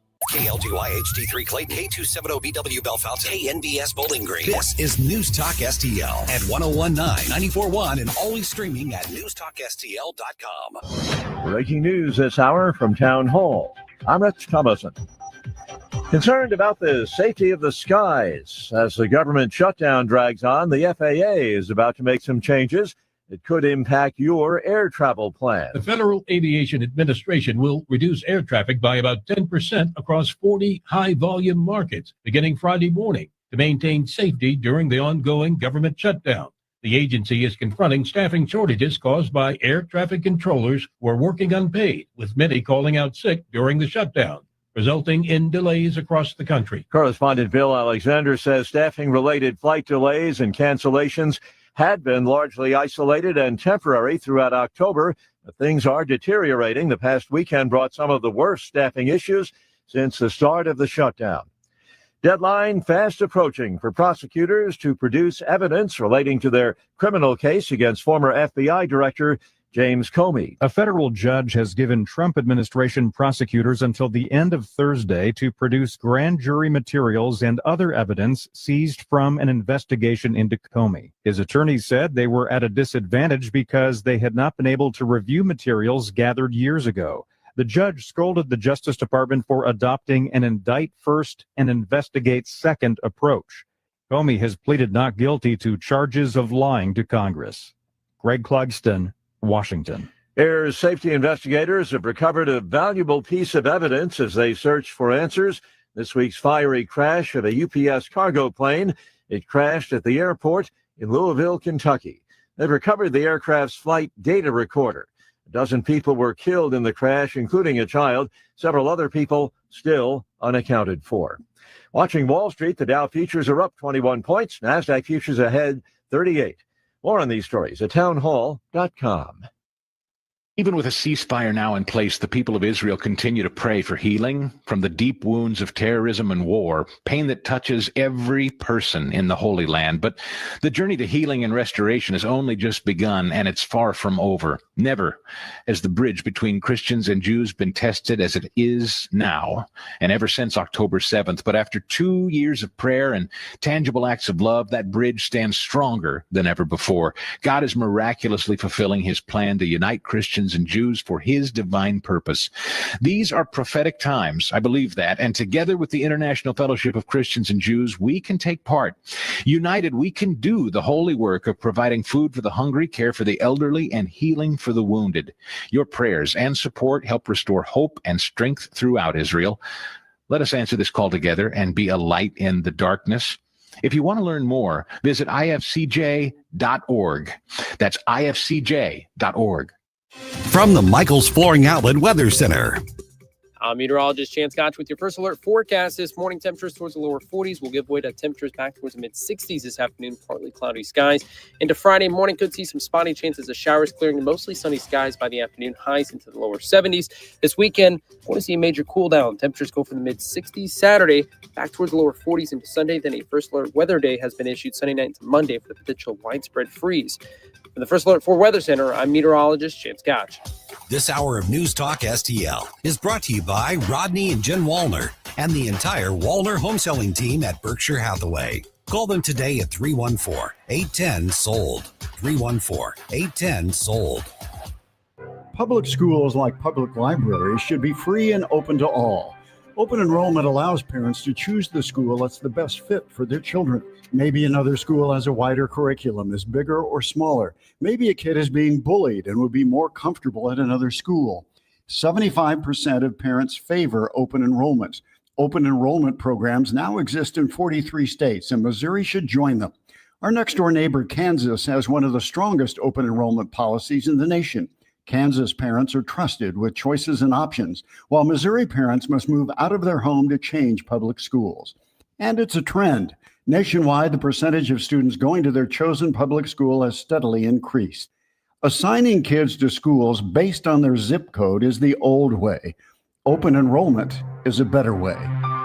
Learn more at showmeinstitute.org. The Show Me Minute has been brought to you by Show Me Institute and Show Me Opportunity. Mike Ferguson. I'm a stud. I'm ballsy. I don't take no from anyone. Susie Moore. I disagree on his assessment of the situation. Get up, can't you hear the alarm? Get up, St. Louis. So it's time to get out of bed. Pour yourself the greatest cup of Kofifi the world has ever seen. Rise up with one voice, drain the swamp, and take back our country. Today's the day we're going to do it, and it's time to do it right now, believe me. Mike Ferguson in the morning on News Talk STL. Get up, this is your cousin. All right, I keep driving the point home. I think everybody knows where I'm coming from. This is not just about the tariffs. It's in some ways not even about the tariffs themselves. The Supreme Court justices had some pretty pointed questions for the administration and the Solicitor General, John Sauer, on Wednesday. This is a big deal. Very big deal. Very big deal. Yep. Now, among the many who are tracking that's Professor Phil Magness, now with the Independent Institute. And Phil, been too long since you've been on the show, man. Appreciate you being here. Okay, so I think the last time you were on, Susie wasn't the co-host yet, but Susie's an attorney as well, so she's going to be able to ask more intelligent questions than I am from a legal perspective. But one of the things that I wanted to get across is when the justices are questioning, frankly, both sides, but primarily John Sauer, it struck me in the bits that I saw that they weren't really asking about the impact of the taxes, the tariffs themselves. They really were focusing on, does the president actually have this authority to do this? And that's the crux of the case. Indeed, that's exactly the case. And they really got to the core of it. I think it was an exchange between Sauer and Justice Gorsuch, where Gorsuch asked the question, could a future Democratic president, such as like a President Gavin Newsom or AOC, declare a climate change emergency and then suddenly through executive edict basically ban the importation of all energy? And Sauer, strangely, he admitted, yes, that they could under their interpretation of the statute, which is just horrifying to me. Yeah, it is troubling, Phil. Nice to speak with you. I thought it was interesting too. They're obviously looking at the statutory language here under IEPA, right? And the question is, what does regulate the importing or exporting of currency or securities? What does that entail? If it's not tariffs, what else falls under that? Exactly. So this is something that goes deep into trade law, because Congress has specified over the years that tariffs are a special exception. They're a special case because they're codified into Article 1 of the Constitution. So there are all sorts of laws and procedures on when the president can and cannot use tariffs. Trump has claimed under a different law, this is IEPA, to have inferred a tariff power from this language, regulate commerce. Although no other president has ever seen this power or used it before. It basically was invented in April 2025 by Trump, and yet he's run with it so far, and the courts have been the only things that have really challenged him on it. But again, it's about statutory language interpreted very broadly by the administration, juxtaposed against a century-long record of statutes that are very clear and specific around how tariffs are used that Trump has basically bypassed. Okay, so Phil, this is a conservative station, so there's a lot of people who are very supportive of the president. Absolutely, I get that, no problem. But from a bigger picture perspective, from a constitutional perspective, why does it matter who's deciding what the tariffs are? If Congress passed a law that enacted these tariffs, I don't think we're having the conversation whatsoever other than the economic impacts. Why does it matter who pulls that lever of Congress or pulls that lever of power? Well, this goes back to the very first issue that the founding fathers dealt with when the Constitution was put in place in 1789, and that is who has the power to tax, who has the authority acting on behalf of the people to impose taxes upon them. This is coming fresh off of the Revolution. No taxation without representation was the major rallying cry for why we revolted against the crown, and this was hard-coded into the Constitution that Congress alone shall have the power to impose tariffs. And President Trump has seen fit to basically claim that power, to take it away from Congress through inferred principles rather than the letter of the statute. So this is actually a very conservative case. If you care about original intent, you care about the founding, you read the letter of the Constitution, and quite clearly the tax power belongs to Congress and nobody else. Well, if the Supreme Court rules on this and says, this, you do not have the authority under IEPA to make the declarations you have in it to levy these tariffs, or what do you see the practical impact of that being? Do you think that there is a chance that they're going to kind of do this in a perspective-looking way so that it doesn't impact or require the clawback of the tariffs that have already been implemented? Well, that's the great question before the court, and it came up in the back and forth yesterday. So previous filings from the administration at the lower courts admitted that they could very easily refund the tariff money they've collected already by paying it back. It's the importers, it's U.S.-based companies that import it that are actually on the hook for paying the tariff, even though they passed that through for higher prices. But the administration has already admitted, yes, we could just refund the money if we lose in court. Now, of course, they don't want to do that because you're talking about hundreds of billions of dollars potentially by the time that this case is settled. So the Supreme Court has considered, or at least they talked about yesterday, a possible out is that they just make the ruling prospective. So from the day of that ruling forward, no more tariffs, and we're just going to, chalk it up to a mistake or an error, that anything that's been collected up until that point has been collected, and there's nothing we can really do about it. Now, that's a second best outcome, but I think it's something that would be better than the continuation of tariffs themselves. We're visiting with Phil Magness from the Independent Institute, and I want to give out your social media here in just a second as well, because you were basically live. Can I still call it tweeting? Yeah. You were live Xing the live Xing, live Xing and it was really insightful when I saw this. So one of the arguments that you see made a lot is, well, Congress delegated that part of their constitutional authority to the president, or that's one of the things. Is that possible to even do constitutionally, or is that among the questions the Supreme Court is about to answer? That's exactly the question before the court. One of the major arguments against Trump on the tariffs is that Congress cannot give up its power, that's especially powers that are enumerated by the letter in the Constitution. It can't say, oh, we don't want to do this anymore. Here, another branch, go do this for us, which is essentially what Trump is trying to claim here, even though it's an inferred power. There's something referred to as the non-delegation doctrine, and this goes deep back into American constitutional law. And basically what previous courts have said, Congress can only give power to other branches if it specifies a, quote, intelligible principle around that power. It puts parameters or rules on how that power is used. And with IEPA, there really are no rules imposed by Congress. It's just a sweeping claim of power that really can go unchallenged by Congress. So that's the question before the court. Did they unconstitutionally delegate tariff power to the president if we accept the president's argument? And I don't think that the court would buy that. I also don't think that IEPA even contains the delegation because it doesn't contain the word tariff in it. Do you see Congress maybe revisiting the language of this statute or related statutes because of the kind of confusion that has arisen out of this? I know that in recent weeks, the Senate has voted no on some of the tariffs that he did implement, but I'm wondering if this is something you could see them revisiting. Yes, certainly if the case is ruled in such a way that chastises the unclarity of the language in IEPA, I think Congress would have cause to revisit it after the ruling itself. Right now, we're in kind of an odd situation because Speaker Mike Johnson is very pro-Trump and very pro-tariff, but the majority of the chamber does not seem to be behind them. And thus far, he's been dealing with that by gaming the House rules, almost Nancy Pelosi style, to prevent any direct votes on tariffs. So while the Senate has voted down tariffs, the House is basically held in limbo by Johnson gaming the rules. So there can't even be a direct legislative response yet. But I think that all changes after the case is decided. Phil, let me ask one of the big picture question here, because I saw, and I don't remember who it was, so I wish I could give credit to who wrote this, but I saw somebody make the argument that what's before the Supreme Court right now is a question as to whether or not the U.S. Constitution is a limiting document when it comes to the presidency, or whether it is a permissive document when it comes to the presidency and Congress. Is that a fair question to ask? And if so, is that what this case, at least in part, is about? That's exactly the case. And, I think we saw that in the questioning yesterday. The Trump administration's position is that the Constitution is this unlimited grant of authority to the president to do basically anything and everything he wants in the economic and international arena. And, I am horrified by that because it sets a bad precedent for future presidents.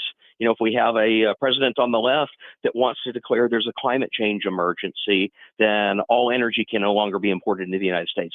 A president on the left declares that there's a gun violence emergency and suddenly blocks importation of Glocks from Austria. You can see the limitless possibilities here if anything and everything is just declared an emergency, and therefore the president can bypass Congress and rule by executive order and decree. This is the worst elements of the Obama and Biden administrations run amok. It's student loan forgiveness. It's climate change activism. It's the Green New Deal, and no legislative process to check it. Phil, I know, I could talk about this stuff all day and be like a complete law nerd, but I also recognize that, a lot of people aren't going to be looking at it like this from a practical standpoint. Let's say the Supreme Court says, now, you didn't have the authority to do this. The trade deals that have been worked out in the interim since these tariffs were first rolled out, those aren't affected by that. It's just the tariffs themselves, right? So the tariffs themselves, and here's the trick about the trade deals. Although Trump's using that term, he hasn't actually met any of the statutory requirements of what we call a free trade agreement before Trump came into office. These were also specified by Congress, and ultimately they required a vote of Congress, again, in keeping with the Constitution, to approve the agreement. And we had these running up, through the Bush administration. There were several free trade deals that were signed.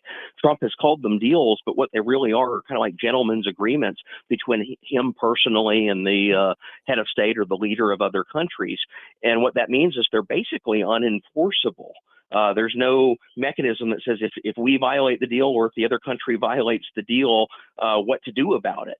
And Trump has really kind of used tariffs as a backstop to support the threat of those deals. But if the tariff power goes away, if the court rules against them, the deals are just basically pieces of paper with no real mechanism to do anything about them. Okay, and Phil, last question here. Then I want to put your contact information out there, especially that social media account. But the bottom line is that these tariffs could still be used as leverage if they went through Congress and got full approval that way. Absolutely. So it's not a matter of if you like the tariff approach that that's being outlawed. It could still happen. It's just got to go through the messy process of Congress. Absolutely. And, if Congress decided that China is behaving badly and they wanted to put a tariff in place, that is Congress's constitutional prerogative to do so. We may debate the wisdom or unwisdom of that policy, but at least the Constitution says, yes, this is where the decision is made. And there are letters from James Madison saying this needs to be decided by your representatives, those that are closest to the people, in determining whether this tax and regulatory power is applied. But again, it's Congress. It's Congress's power under the Constitution, and Congress alone can enact that power. You can't invent some claim of it in the executive branch to bypass Congress and do it just because they want to. Okay, Phil, people get in touch with you. How? And please put out your X account, because I encourage people, even though the arguments were yesterday, to read your thread as you were sort of live commenting on that. That was really helpful to me. Absolutely. So you can find me on X. It's Phil W. Magness, PhilWMagness, or you look at independent.org, which is the Independent Institute's website where we post our commentary. Phil, thanks so much. Really appreciate it. Thanks, Phil. Absolutely. Thanks for having me. The News Talk STL food drive is about to get underway, and coming up at 7:20, we're going to let you know how you can help.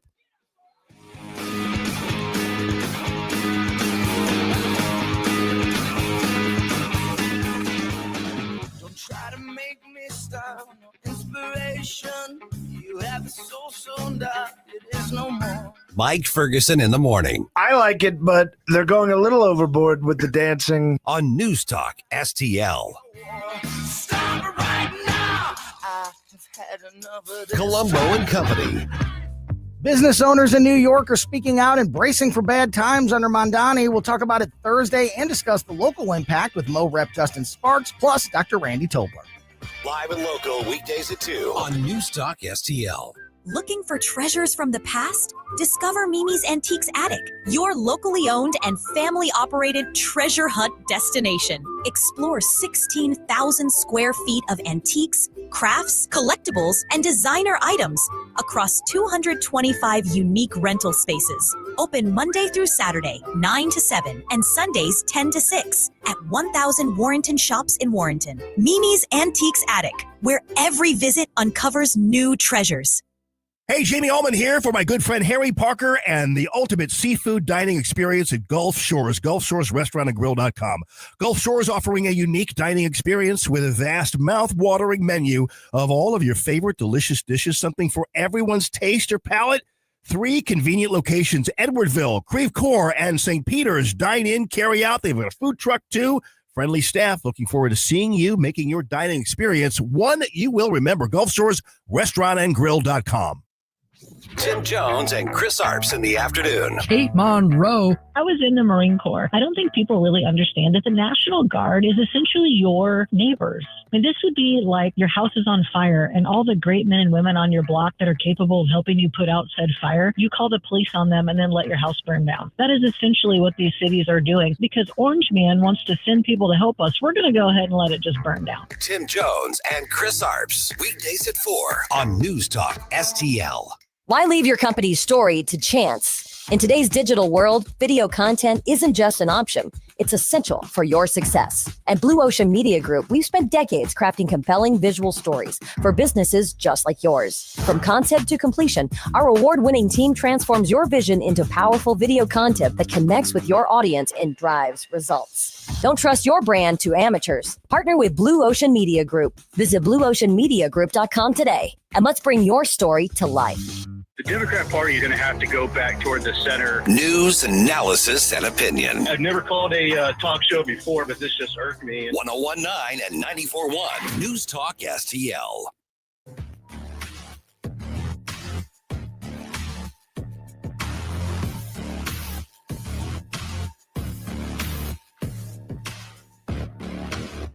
when they caught me broken on you. Hey, this is Vince Colonnese. I'll talk to you tonight at 8, but now back to the Mike Ferguson in the Morning Show on News Talk STL. All right, hundreds of people get a notice from their healthcare system that just shocked them. They had no idea. No idea. But then they got good news after that. Okay. So I'll tell you what that's all about here in a second. All right, we're covering obviously what's happening with the shutdown. And at this point, I'm asking everybody to say, okay, yes, it's one side's fault. For the purposes of what we're doing right now, it doesn't matter. Okay. News Talk STL partnering with the Central Committee of the St. Louis County GOP. We are launching a food drive next week. Yes, we are. A lot that's going on here with that. Going to benefit Feed My People right here in St. Louis. Yep. It starts Monday, November 10th, and it goes through December 21st. And you can find our holiday food barrels at several locations throughout the area. Would you like to know what those are? Please. All 3 Bartolino's locations. Okay. So there's one in Manchester. There's one in St. Louis on Lindbergh and one in Sulphur Avenue in St. Louis on the Hill. Then you've got both Chris's Pancake House and dining locations. That's the original location on Southwest and the Docket on Tucker. The Southwest one's awesome. Is it? I haven't been to it. I've eaten many a pancake and omelet there over the years. Well, I'm going to have to go check it out and drop off some food. Yes. And then all 3 Michael's flooring outlet locations, which you can find in Creve Coeur, St. Peter's, and Darting Prairie. And also right outside the News Talk STL studios here in the Westport area. That's right. Okay, so Jerome just put the direct link to the food drive page off newstalkstl.com. Here's what you can do right now, because these barrels will be up by Monday. And so take that, get the list. Obviously, we're looking for non-perishable foods, obviously. So canned stuff, boxed stuff, things like that, that are going to go right to this local. Not ramen. No, don't do please don't do ramen. Yeah. But you can go all sorts of places to do this, but this is going to go directly to somebody who's either affected either by the shutdown or affected by layoffs that are happening or just having a really, really tough time. This is the chance that we have the ability to basically back up what we say we believe, which is we're better at taking care of our community than the government is. Walk the walk, don't just talk the talk. That's what we're talking about. Exactly. So grab that link, put that out on social media if you would be so kind. And then obviously next time you're at the grocery store or you order some, Instacart or whatever you get, just grab a couple extra things, grab an extra thing or two of oatmeal or extra thing or two of soup or whatever the case is. And toss that into the barrel. And then we can be a big part of helping those in need right here in St. Louis and actually show that we mean what we say. Absolutely. Yep. All right. It is 7:24 right now. Okay. So over 500 people get letters from their health system telling them, by the way, you're dead. What? Yes. A large healthcare system in Maine is apologizing after sending letters to 531 patients in hospitals and healthcare clinics, informing them that they in fact have died. Okay. Now they did send condolences. We here's our we're so sorry that you died. And here are some instructions on how to help your next of kin take care of your affairs. But these were addressed to the people who said, we're so sorry about your death. I have questions. Can I ask my questions? Please ask the questions. I mean, I've sent, countless sympathy cards and given them to people over the years. I've never given one or written one to someone who's actually deceased. Somewhere along the line, did AI take over here? Yeah. Oh, we got some AI discussions coming too here. Yeah. The company is a nonprofit called Maine Health. Spokesperson says there was an error in the computer system. You don't say. Yeah, 531 people. Holy smokes. That's news to me. I mean, I've gotten some troubling test results and lab results and notifications before, but one telling me that I'm dead has not been among those. Right. Thankfully. I wonder if this is like there was some dude that went, honey, I'm out. I took a vow till death do us part. I says right here, I'm dead. Preacher can't get mad at me now. Jail free card right here. So they did send follow-up letters apologizing and letting them know, no, you're actually alive. We are so sorry to freak you out for a second. Good. Glad you let me know. Thanks for letting me know. Can you imagine the doctor's office call? Oh, yeah. Hey. Dr. Mattingly, I need to talk to you right away. Apparently I'm dead. So now, the thing is, I don't think that they were relieving them of their medical bills. Oh. Still got to pay that. Well, that's not fair. Holy smokes. And here's the thing is apparently this is not the first time that this has happened. This happened, where was it that in 2021? I found this on ABC News. And it was, let me see here, where was it? January of 2021, St. Alphonsus, Idaho. The health system there said it suffered a cyber attack. Patients received letters saying they were dead and that their personal information may have been stolen. Listen, if I'm dead, I don't care if my personal information's been stolen. Right. I got bigger things to worry about. Exactly. Or I have nothing to worry about. I was gonna say, wait, do you really I've got one or two situations right there. So this has actually happened before. Wow. Yeah, real quick tangent. My mom, who is going to be turning 93 next month, she still lives alone and she's still self-sufficient, but she gets a lot of mail that she has questions about. Sure. And I'm her lawyer daughter. So Right. she's, hey, I'm going to put this aside for next time you come by. And, a lot of it has to do with like notifications from healthcare, that sort of thing. She'll be like, I got 3 letters from the same place in one day. And I'm like, yeah, Mom, those are auto-generated. Like the computers send those out. Like there's not a person sitting down saying, we're going to send Sandy this, blah, blah, blah, blah. And then send her a second. And then send her a second. So I've been trying to explain to her, get her to understand this is kind of an automated process. Right. But thankfully she's not gotten one of those because that would really, I think, upset her and confuse her. But somewhere along the line, there needs to be a human check. Yes. So that you're not sending out stuff like that. Can you imagine? I mean, I kept going back to that scene in Beetlejuice where the football team was like, Coach, I don't think we made it through that crash. Yeah. Yeah. And they're like, I just got a letter. It's like the Sixth Sense. Yes. Holy smokes. I see dead people in the mirror, apparently. Spoiler alert. No, I'm trying to look through this article, but it doesn't say, and again, I don't know how medical records work, but so is it typically the case where they will send out death notifications to the individual, then you have to go to the government? Because I could see that potentially being an issue as if they accidentally mailed it out to the people, but in the system and however that works with the government, now you have to go and prove to whoever that you're alive. That's the right question to ask. The answer is no, they were never like put into the system as deceased. This was just simply the computer system taking it upon itself, but there were no death records. Nobody entered something into the system. They just sent out letters saying, hey, Joe, so sorry to hear about your death. Please accept our condolences on the fact that you're dead now. Okay, the fact that was AI and it already has a list of people that it's going at, that concerns me now. For good reason. Is there something I need to know? Right. Now, the other one apparently was a cyber attack. Okay. So shore up your system. Right. The good news is, you see, and you say, tell me something good. People got letters later saying, oh, by the way, you're still alive. You're still alive. Congratulations. Woo-hoo. Now, we don't use AI for our 80s bump music requests. We use real people, That's and right. those people are you, the audience. So this week's theme is going to be the songs that get your body moving, get your toe tapping, get your head bobbing, get you, head banging, rocking out. It could be of any genre, though. So go ahead and send those to me, Jerome at NewsTalkSTL.com.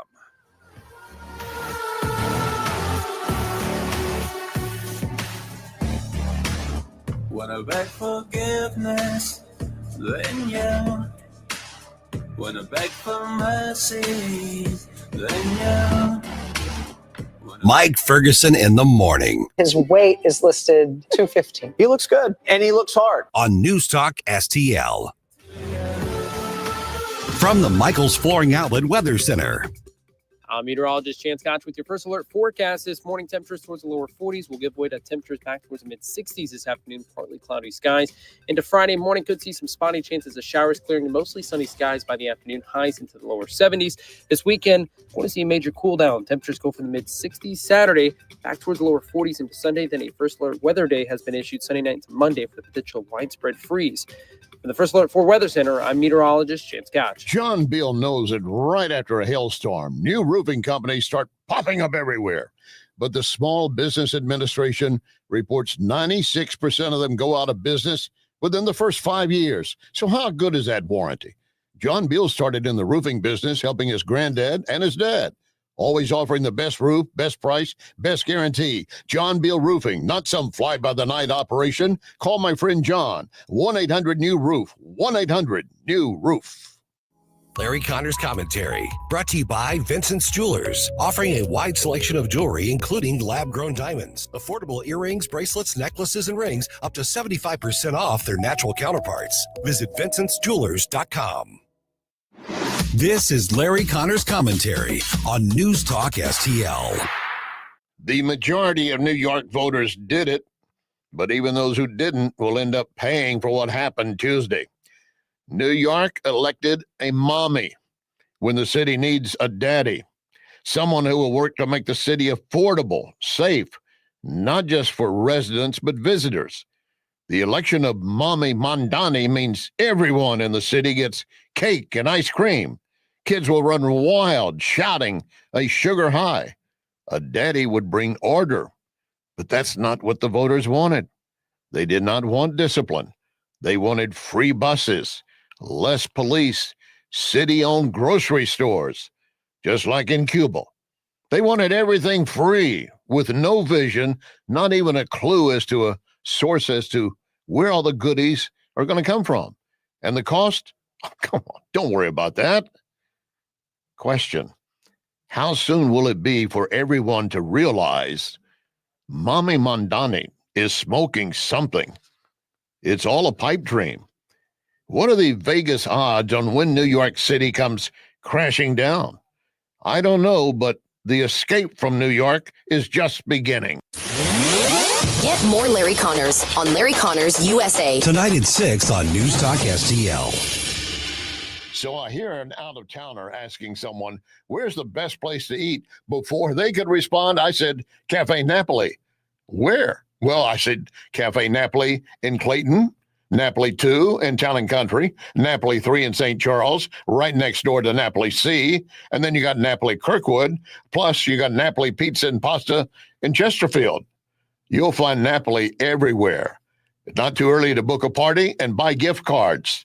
Cafe Napoli. JC's Wayback Machine. It is going to be a cold weekend, but we're going to visit with Jenna Fisher from The Office. That should warm things up. I left Washington, D.C. 43 years ago this week. I'm going to tell you about the two enormous movie stars I ran into on my final day there. And as always, great songs you know and love, but that don't get played on the radio anymore. All brought to you by the Weber Automotive Group. It's JC's Wayback Machine. Every Saturday night, 6 to 9. On News Talk STL. Tony Colombo here for Gutter Pros and Exteriors, your all-in-one service team that brings years of experience and quality that's affordable right to your doorstep. Christine and I discovered Gutter Pros and Exteriors when we bought our home and inherited a gutter problem. And they've also repaired siding damage on our home because along with gutter repair, gutter installation, and leaf protection, the Gutter Pros team are also the best for repairing other exterior damage, including fascia, soffit, and all siding repair and installation. Learn about all the ways Gutter Pros and Exteriors can help your home or business right now at gutterpros.com. All the information I need on the drive to work. Like Ferguson in the morning. I keep it on throughout the day, whether it's local, national, or something big that's happening overseas. News, analysis, and opinion. St. Louis is #1 for conservative talk. News Talk STL.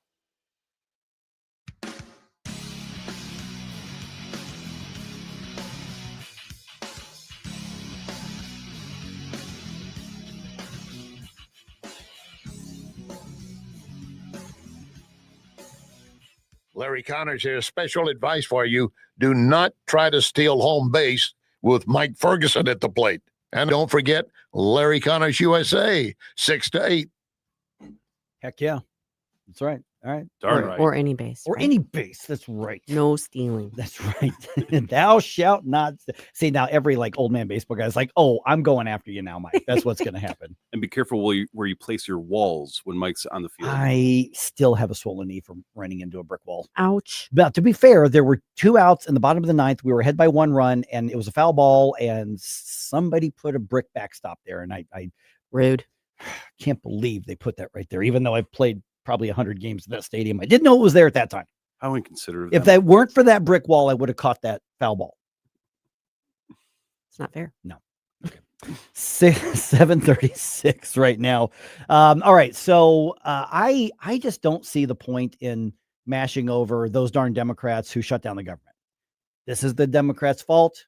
I think we've made that point beyond any sort of reasonable doubt. Their entire argument is you're not giving us $1.5 trillion of extra spending, so therefore it's your fault. Yep. That we're not opening government. It doesn't make any sense at all. Mm-mm. Okay, so we've already made that point. We've already had that argument. Okay, I get it. Okay. Let's talk about the realities of how this affects us. Mm-hmm. And I wanted to be wrong about this. I've said that earlier today. I wanted to be wrong about this. But we've got the announcement now from the Department of Transportation, the FAA, that they are saying, okay, starting tomorrow, literally tomorrow. So this is going to happen. If they suddenly vote to open up the government today, which they're not going to do. I don't think so. No. That still would not stop what's going to happen at least over the weekend. So starting tomorrow, 40 of the highest traffic air hubs in the country are going to have their capacity, the number of flights in and out, reduced by 10%. And that is simply to, I mean, I don't know if that's a 1-to-1 ratio of the number of air traffic controllers who are not showing up to work or whatever the case is, but it's to reduce the workload on the aviation system. Yep. In order to make sure that they can still track all of these flights with the people that they do have. Yep. Yeah, I mean, you've got to make some allowances, like we were talking earlier. Something has got to give, and right now, the Democrats are dug in on not giving and not voting to reopen the government. So you cannot sacrifice safety for that. Right.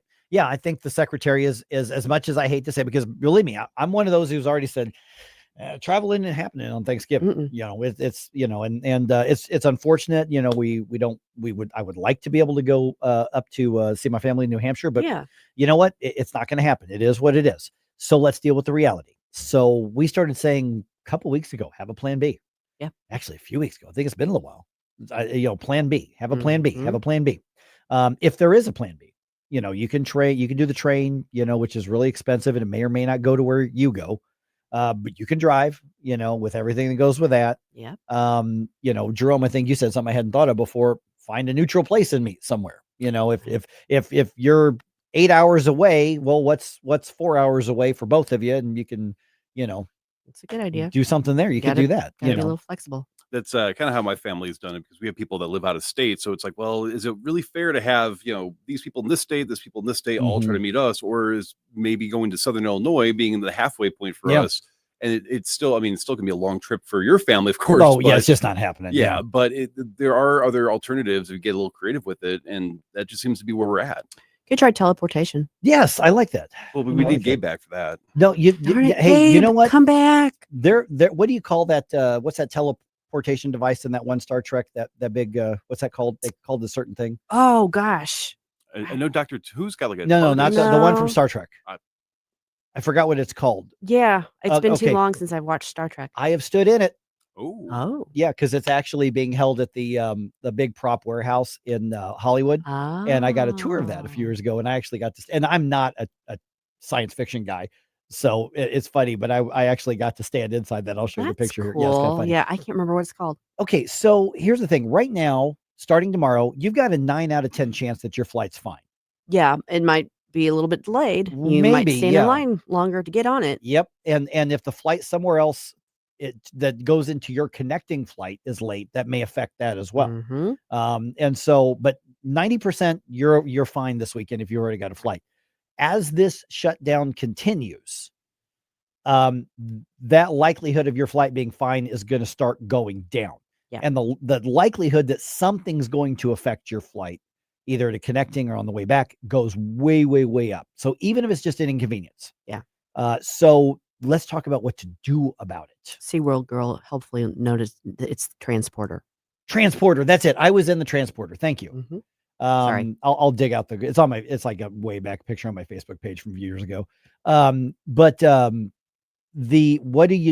you plan for it? What do you do? Now, first and foremost, the old rule of get to the airport an hour early. Oh gosh. If you're getting there an hour early, you're setting yourself up for disaster. Oh, I have a nightmare story about that. Oh, really? What happened? Oh, years ago when I was still flying. Yeah. I had a flight to catch out of Baltimore to get back here and got there right like 20 minutes before the flight, you know, out of breath. Oh, yeah. Yeah. And they booked me through, and I had to run all the way to the end of the airport in flip-flops.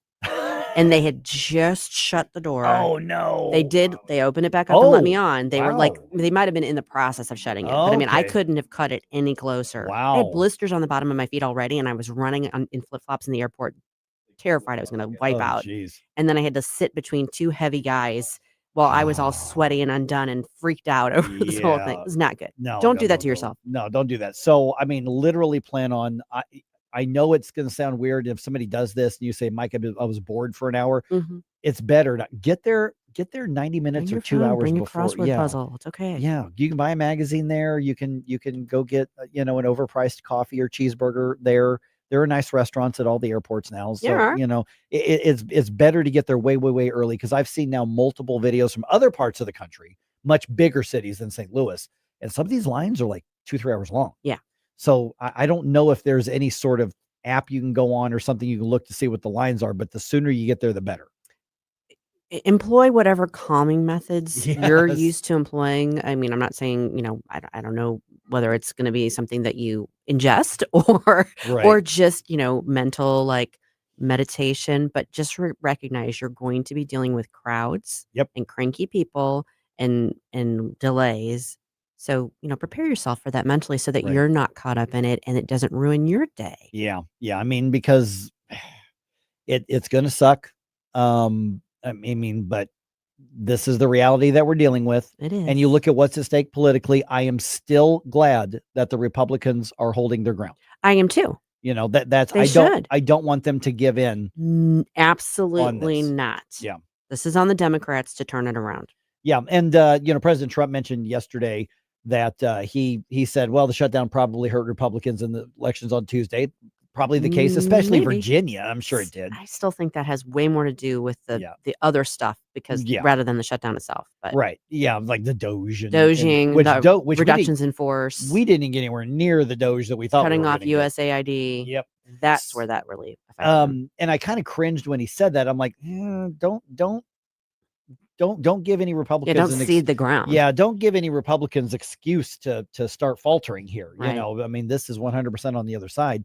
But again, it just doesn't change the fact that that it's going to affect us, and it's going to affect us in much bigger ways than what we may have thought was going to be realistic. Yeah, even if you're not traveling, maybe you're waiting on things that you've ordered online. Maybe and that's going to slow shipments down. That's going to slow. I mean, you're going to feel the impact of this the longer it goes on.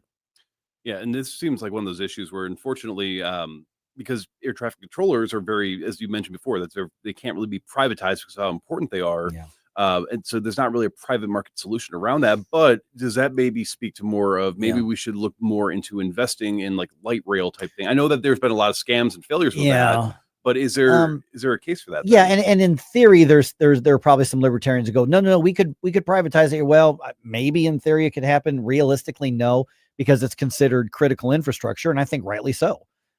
So yeah, investing in other things. One, they've got to upgrade all the systems they've got right now. I mean, some of these airports are working on systems that are 30 years old. It's insane.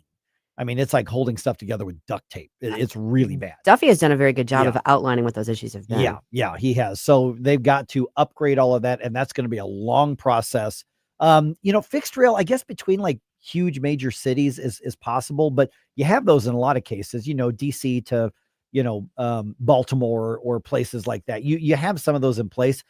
The only problem with fixed rail is that it's fixed. I mean, you can only go where it goes. Oh yeah, you can only go where the track goes. That's it. You just that's the problem with it. So I know a lot of people love it, and again, it's fun to do the Amtrak if you're going to do a recreational trip somewhere and you don't mind just relaxing. But the bottom line is that we got a lot of issues, and this year it's going to be a headache. And the longer this goes, assume that it's going to affect you. You must assume that. The AI revolution is costing some people their jobs. Is that a good thing, bad thing? Before you get mad at us for asking the question, let's talk about the pros and cons of it coming up right after this.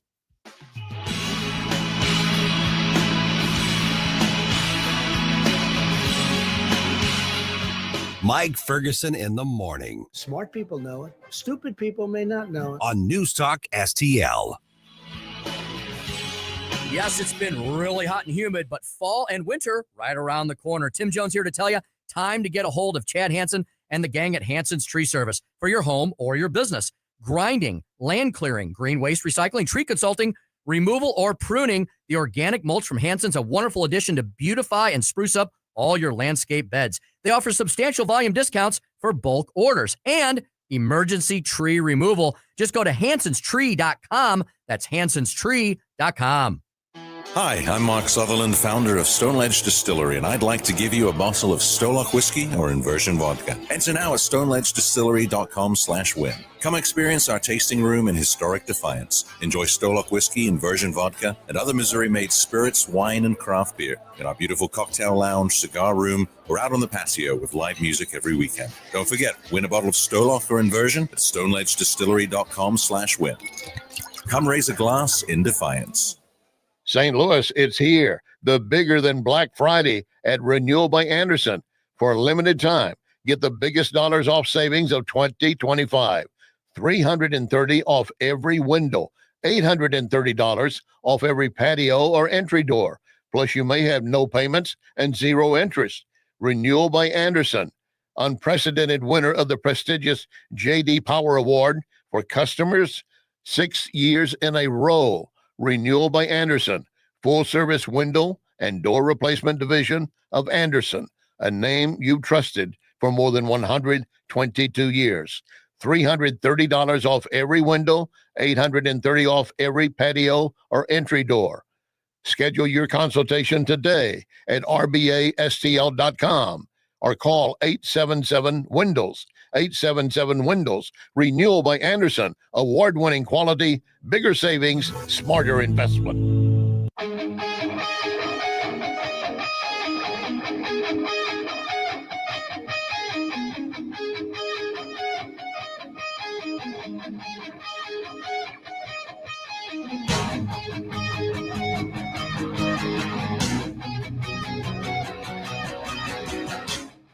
Hey everyone, this is State Senator Nick Schroer. I am the host of Stand and Fight every Sunday night. Right now, let's hear more of Mike Ferguson in the Morning Show here on News Talk STL.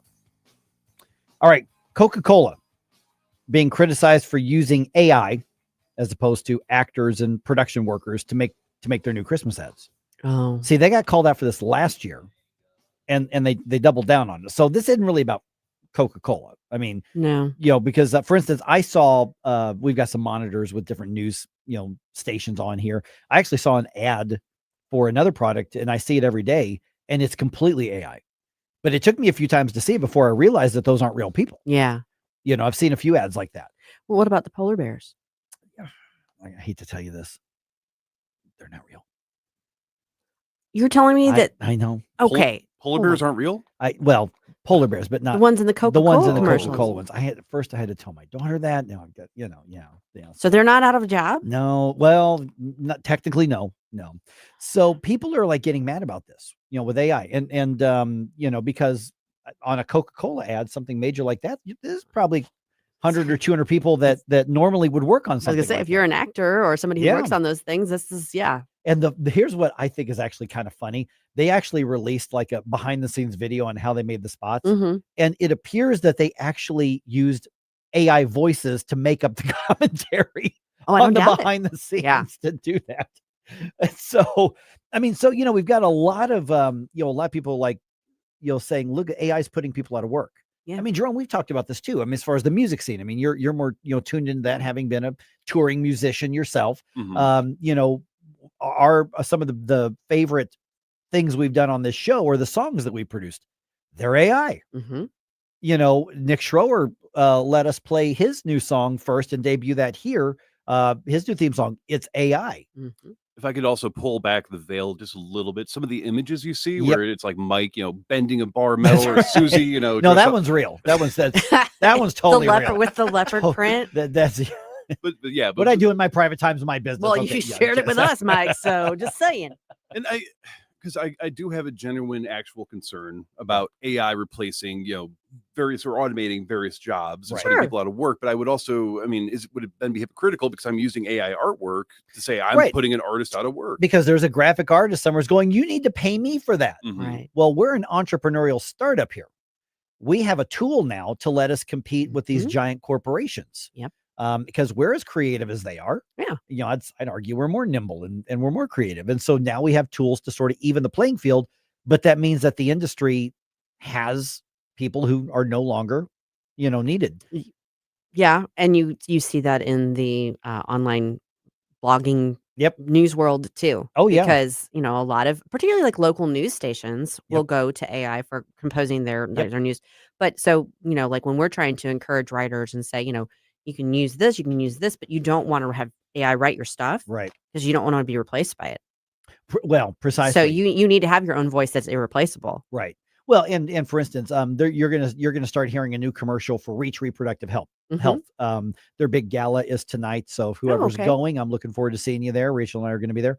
But starting tomorrow, they have a new advertisement that's airing here, and they asked me yesterday. They said, "Mike, would you mind voicing that?" Well, of course not. Well, we could use AI if we wanted to, but they wanted they wanted somebody who deeply supports real deal. them. Yeah, the real deal. So there still is the difference. But it's like any sort of creative destruction. Somebody is getting screwed on it, but in the bigger picture, there's more opportunity for other people. So that's where I say, don't get necessarily mad at it because, we go back to, well, I mean, any technology. Yeah. Anytime you about something. automation, Yeah. you're talking about an advancement, but there's a cost that goes with that. Yeah. You have to learn how to adapt. And I think that you're still, for the time being, going to be able to have that touch if somebody actually does it in real life. Mm-hmm. You're still going to be saying, but the AI is getting so good. It's creepy that you can't really tell the difference anymore. And some of these ads from a distance, you said it's only a matter of time before I think AI writes like a short drama or comedy or writes a movie, and then AI creates the movie, and we simply have a feature-length movie that maybe one person created using AI completely. Brandon Morse has been talking about that at Red State a lot in his columns about how basically Hollywood is going to spell the death knell for Hollywood. I'm okay with that. To be really honest, I don't know that that's a bad thing. Maybe mixed feelings about it. I mean, because we see this sometimes too with like a lot of relationships, unfortunately, are drifting towards people having parasocial relationships with AI. Yeah. Oh yeah, that's right. It's a big issue. You listen to some of these Hollywood actors for a few minutes, and it's like, well, I can identify more with this AI than I can them. So, right. So, yeah, you can kind of understand how it happens. Yeah. But so this might be a total stretch of imagination, but so when we look at, let's go back to Cracker Barrel, for example, when they were trying to minimize, and we see that with all these companies now that they're trying to go for that more minimalistic sort of approach. To me, that symbolizes, in a way, a loss of like the spirit of our culture. Yeah. And I feel like that's what AI is doing with art as well, because art is pretty much a uniquely human phenomenon. It should be. And now we've gotten to a point where, I mean, there are some very entertaining and fun things, but it's losing that sort of human element. And then that conditions us to in a lot of ways to not, I think, see the full appreciation of the classical arts. So at some point, is there a pushback to where, made by real people becomes a successful marketing thing? Yeah. You're already seeing where there's a demand that if it is AI, that there's some sort of tag or they're talking about like the watermark on the Sora stuff. Yeah, right. yeah. I mean, to me, that's perfect. So you're letting people know it's AI, but they can still enjoy it. Right. Or market it as the real deal. Yep. Now, here's the thing, because they had to, that's part of the regulations they're putting in, is that if it's an AI image or video or something, you have to tag it, at least on video. And I think we should maybe push back and do the other and say it's real, it's fabulous. Yeah. So here's the thing, though. At some point, the bad guys are going to find the same technology, but not put the watermark on. Yeah. And you think of all the ramifications of that. Good, bad, and otherwise. For instance, what I don't watch that much TV when I get back to my place, but what I'll go do is go onto YouTube and I'll just play some like relaxing background music, and it's got some image of a mountain or whatever, and I know those are all AI, and I'm pretty sure all 11 hours of the continuous music is AI as well, but it works. It's good. It's serving a purpose. But think about now how realistic this is. And how long before people start getting blackmail? Oh, look what we got you on video doing. I didn't do that. That's not real. Doesn't matter when that hits social media. Yeah. That's true. And that's one of the darn thing the downsides too, is because now you look at something and you're like, well, wait a second, is that AI? And then it kind of takes away from your ability to enjoy it. Yeah. Yeah. Oh, yeah. Because I mean, like, is that real or not? Yeah. Well, I mean, was it last year? I think it was over a year ago because Jerome, I don't even think you were on the show yet. There's a local cable television station in Los Angeles, and they now run a streaming newscast. All of their newscasters are AI, and you can click on which language you want to get your news in, and all of the news is generated by AI news aggregators. And in theory, there's somebody, copy checking all of those, but everything. And would you rather get your image from a male, a female, somebody of this ethnicity? Which language do you? And you can customize and watch your daily news from somebody who's not real. And you have to look super, super, super close to figure out whether or not that might or might not be a real person. Creeping me out. Yeah, but that's where we're at. And so you start with, but this is, that's an entire production team that no longer exists. Yeah. And they're out of work. Well, the market's changing. And the trade-off is that somebody who couldn't afford to compete with the big guys can now afford to compete with the big guys. Yeah, that's true.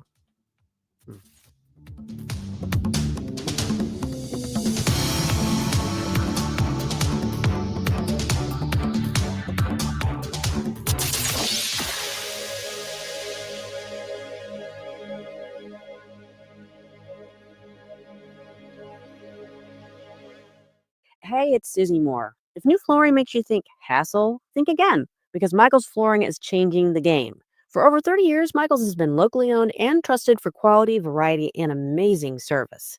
Whether it's carpet, hardwood, laminate, luxury vinyl, or ceramic tile, their expert team makes installing new floors exciting, not stressful. That's why customers keep coming back. Visit Michael's Flooring at St. Peter's, Starting Prairie, Creve Coeur, or online at igotfloored.com. That's igotfloored.com.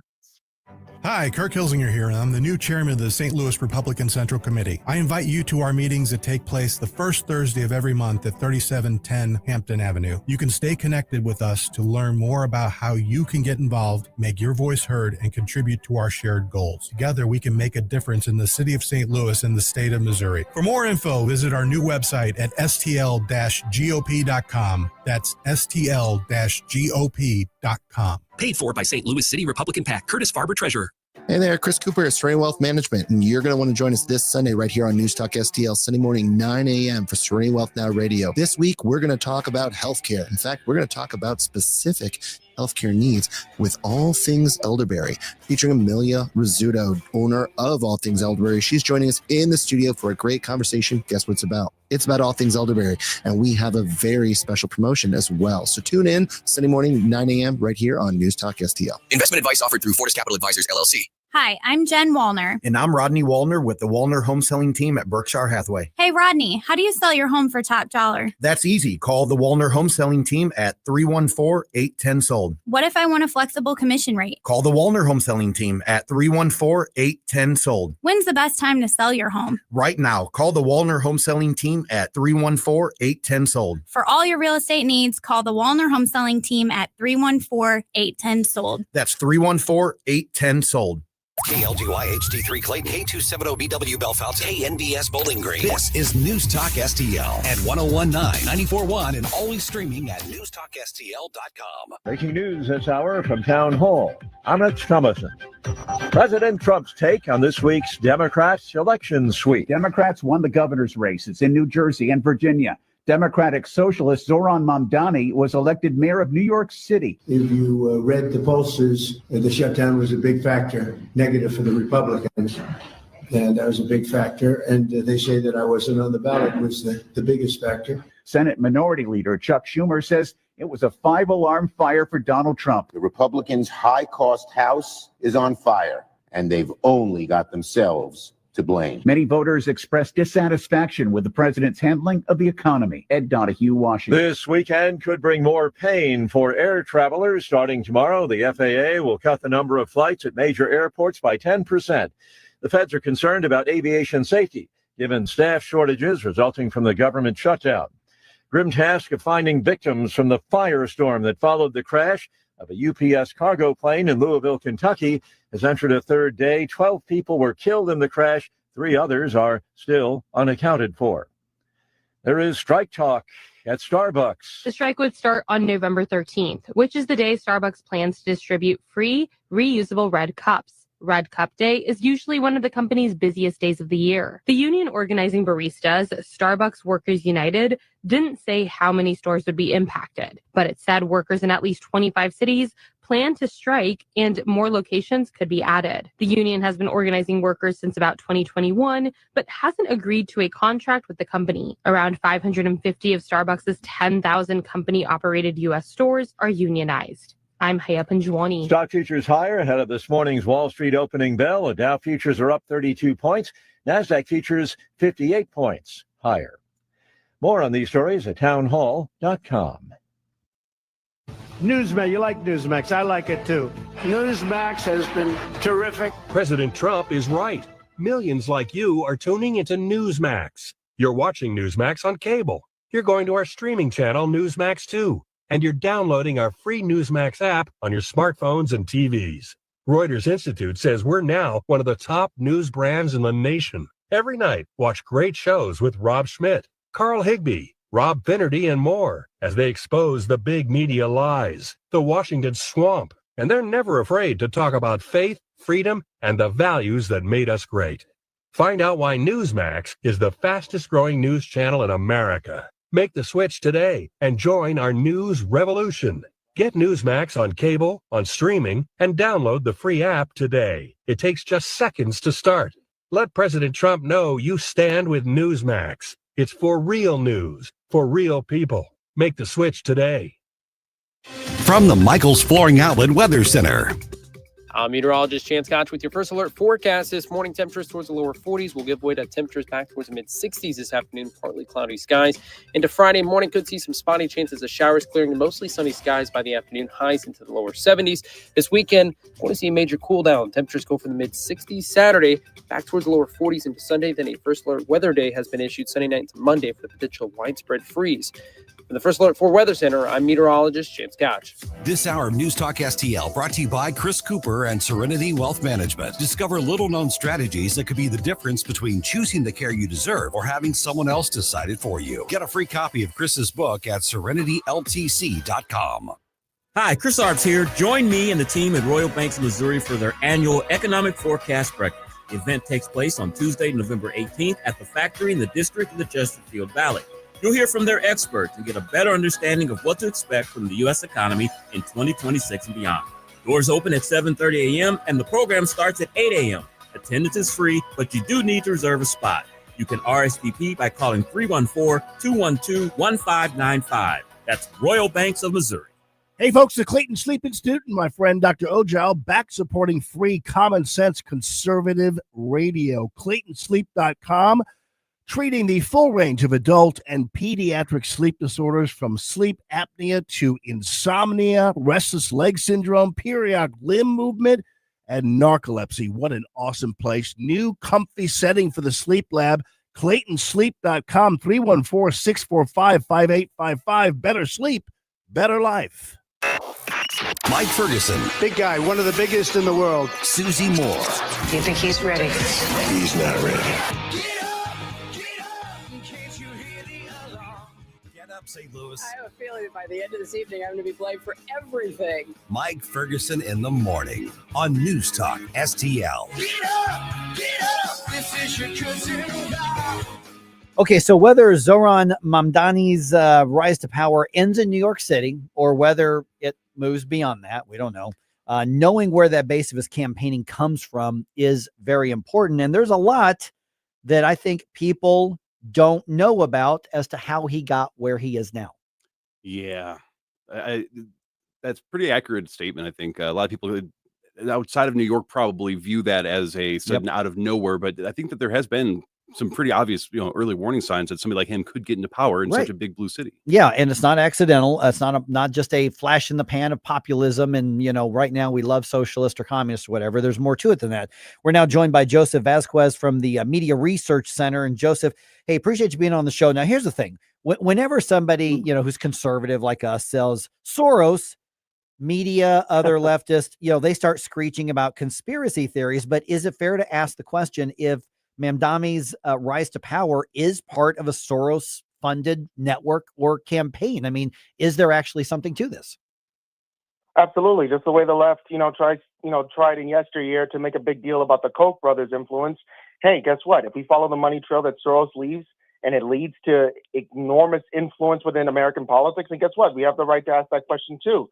And we found out just months ago, I think it was in July 12th, that George Soros had poured $37 million into a litany of leftist groups that were backing Mamdani, one of which is the Working Families Party, which is a political party that a ticket that he ran on. And that's just scratching the surface. I mean, it's not just the money that was funneled into boosting his campaign. It's also like what we just found out actually a few days before the election. We found out that Patrick Gaspard, who was the former president of the Open Society Foundations, which is Soros' philanthropic arm, the former president of the Open Society Foundations, who's a very close figure in the Soros machine, was called by Christiane Amanpour on CNN as Mamdani's, quote, close confidant, end quote. Need I say more? It's not just in Ira Stoll, another journalist, he wrote a pretty amazing expose on this that pretty much cast Gaspard as like one of the brains behind Mamdani's entire campaign. So if you ask me, how did someone who has less work experience than Greta Thunberg, manage to secure the leadership in arguably the economic center of the world? Well, if you have someone like Soros backing you and his network, guess what? You have a shot. And that's exactly what it seems to have happened. Yeah. And that's the fact that you brought up, power in, New York City, obviously one of, if not the most crucial economic centers in the world. And that has to do with why this isn't just a race for New York City. Cause it's kind of easy to go, hey, you guys made your bed, you lay in it. But is this something that could affect the rest of us? And then when you look at why would, a Soros network, for instance, target a race like this? Well, then it starts to look a little more obvious. Oh, no, absolutely. That's why I never believed for a second that Mamdani's rise, to the mayorship of New York City was in fact organic. I never believed that it was organic. So yeah, when I found out that Soros money was behind all this and that the Soros regime is very much connected to Mamdani, then I was like, I threw up my hands and I'm like, oh, well, there's your answer. Yep. Yeah. I mean, the amazing thing is that Soros, Soros himself, he doesn't characterize himself as a socialist or communist. He views himself in his own branch. He doesn't want to be under the branch of Nazism. He doesn't want to be under the branch of communism. What he is his own branch of evil. And what he likes to exploit political turmoil to his own benefit. So does he believe that Mamdani is the best person to leave? No, I don't believe that for a second. But if he can use whatever chaos he ensues in order to enrich himself, in order to, bring about his dark open society worldview, he'll use it. He uses people as means to an end. And that's how he's done with political candidates for the past few decades. And now through his son, Alex, who's now running the whole operation. So it's a pretty scary reality that we're living in right now, especially for New York. Okay. So what are some of the goals he would look at? He would look at the mayor elect and say, okay, here's what we can do with this. I mean, for instance, if I back somebody because I think they're conservative or I think they're constitutionalist, and I hope they get elected. If they win, I'm like, great, they're going to go do their thing and they're going to represent me well. But that's not what I'm hearing from you regarding Soros. What is it he would look at somebody like a Mamdani and want him to accomplish as part of that overall goal? Well, think about just like his record. Soros, made his mint off of breaking the Bank of England, betting against national currencies, and the currencies, go belly up, and then he makes a mint out of it. He makes a mint out of chaos. I think it was Stephen Comfer, who was the late contributing editor to the City Journal, who called Soros a connoisseur of chaos. There's that scene from The Dark Knight when they're trying to characterize what's the motive behind what the Joker was doing, and I think Alfred had told Bruce that some men just want to watch the world burn. And it seems to me, after reading his literature, and studying, it seems that that's what he uses. He uses a burning society in order to, recreate it into his own image. There's just to put a fine cap on this, it was in The Independent in 1993 where he said, and this is a paraphrase, he said, it's not easy being God, the creator of everything, but I became more comfortable with it now that I began to live it out, end quote.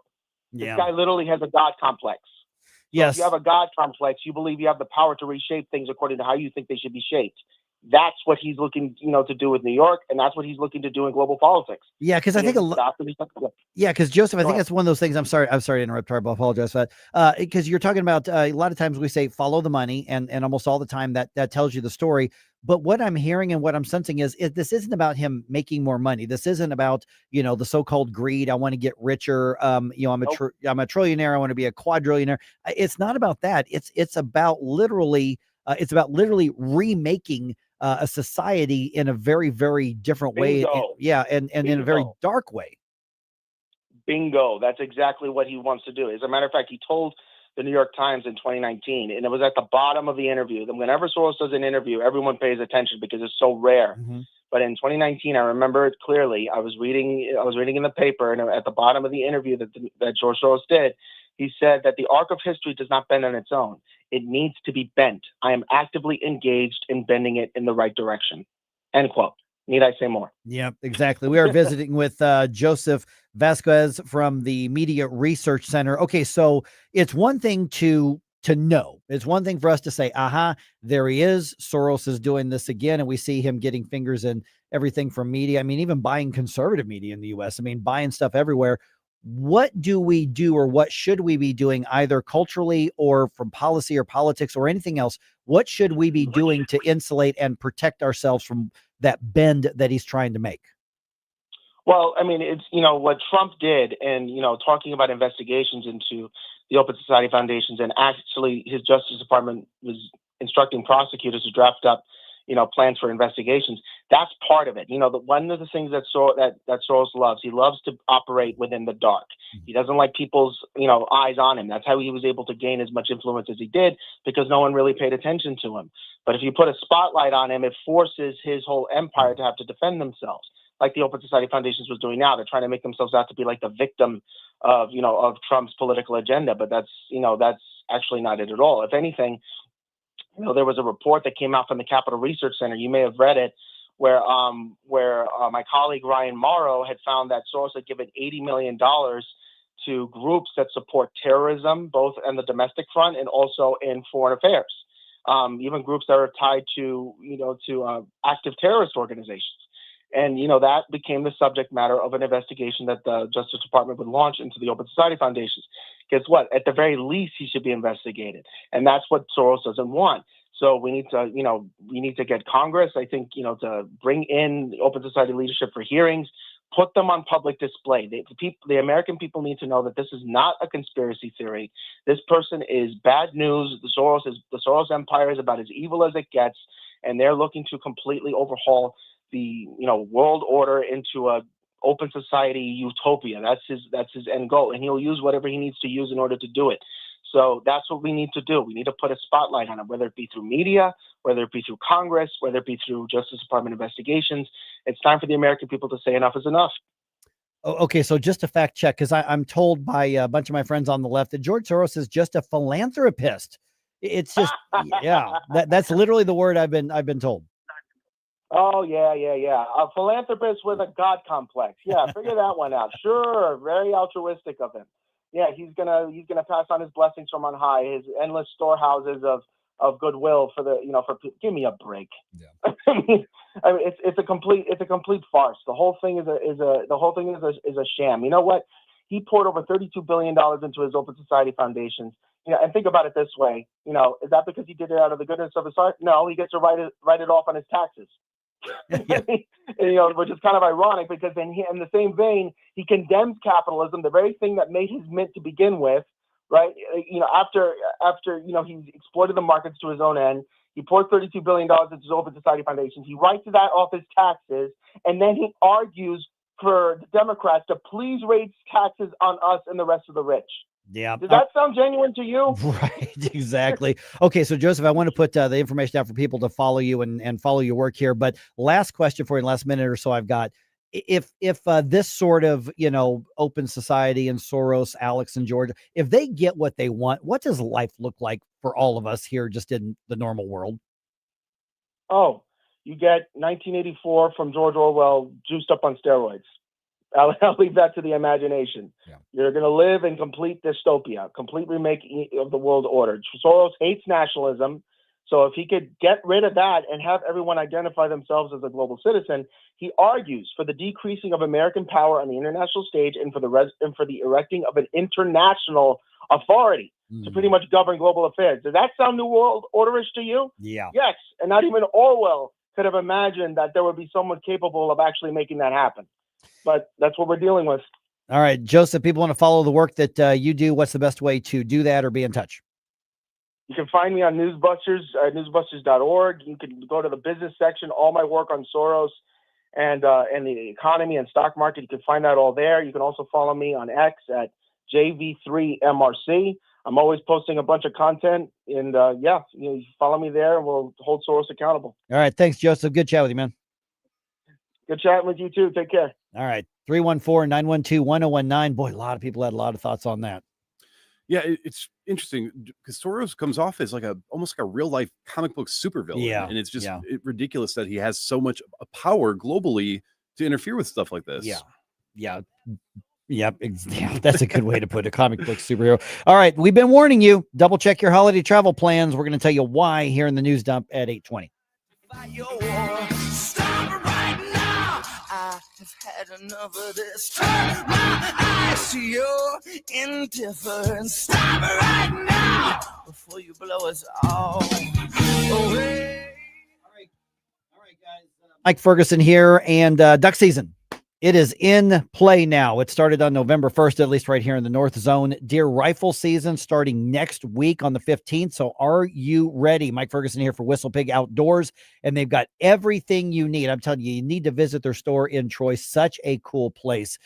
You can stock up premium ammo from MAGA, from Apex, from Bayuk, whatever your preferred version is of ammo. They've got it. Listen, waterfowl hunters, your decoys, man, they've got a great spread with GHG. They've got AVNX, you name it. They've got it. And then those waders, they only carry high quality. You want to stay dry. You want to stay warm when things get cool, when the hunting's really good. You got to check out Whistle Pig Outdoors. So from waterfowl to whitetail, you name it, Whistle Pig Outdoors has you covered. They're on North Main in Troy. You can visit them at whistlepigoutdoors.com, but also, especially for those of you who are bow hunters, they've got a tech on site who will set you up with the best, regardless of your budget, the bow hunting, anything, whether you need an entire bow, whether you just need yours tweaked, whether you need yours just adjusted a little bit. In-house, they've got the expert right there. They are passionate about this because this is a family that lives the lifestyle. They are outdoorsmen, they are hunters, they are campers, and they don't allow slop and crap on their shelves. They field test it themselves. They are one of you. So check it out, whistlepigoutdoors.com, or better yet, visit their really cool store on North Main in Troy. Hey, we need to talk. You're not sleeping. Your back hurts. You're tossing and turning like a rotisserie chicken. This is a sleep intervention. It's time to stop guessing and start snoozing. This Black Friday, get up to $600 off Beauty Rest Black, up to $900 off Stearns & Foster, and serious savings across the store. At Snooze, we use real Mayo Clinic pressure mapping technology to match you to the perfect mattress fast. Locally owned, fully stocked, ridiculously comfortable. Come in, lie down, change your life. If you don't snooze, you lose. Hey, St. Louis golfers, looking for a new golfing experience? Sugar Creek Golf Course was voted the most popular golf course in St. Louis. Book your tee time today at sugarcreekgolfcourse.com and join the fastest growing golf community in town, sugarcreekgolfcourse.com. Jeffco Patriot Radio. Hey guys, Jefferson County Councilman Billy Crow here from Jeffco Patriot Radio. On behalf of Tim Jones and I just want to thank you for making Jeffco Patriot Radio the #1 listened to show on Sundays here on News Talk STL, where we dive into all the things happening in and around Jefferson County. Check Tim Jones and I out on Jeffco Patriot Radio this and every Sunday at high noon here on 1019, 94.1 News Talk STL. Jeffco Patriot Radio. Connor Roofing. You can count on Connor. Connor Roofing is now a 2-time winner of the National Best of the Best Award for customer satisfaction for roofing, storm damage restoration, siding, gutters, both residential and commercial. Please visit ConnorRoofing.com for an estimate. And remember, you can count on Connor. If you have a phone, you have a radio. Download the all-new News Talk STL app. Love the all-new app. And listen anytime, anywhere.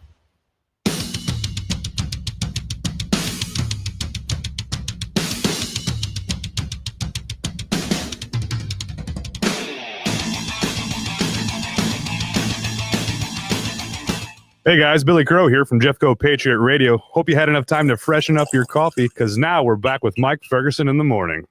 All right, we've said it before. We're going to say it again. Make sure you got a plan B for holiday travel, for Thanksgiving travel in particular. We're getting the warnings from the people in charge. Take them seriously. Supreme Court indicates it is at least skeptical of the president's claim to authority to enact tariffs unilaterally. And by the way, we had a really fascinating discussion with Professor Phil Magness about that from the Independent Institute a little bit earlier.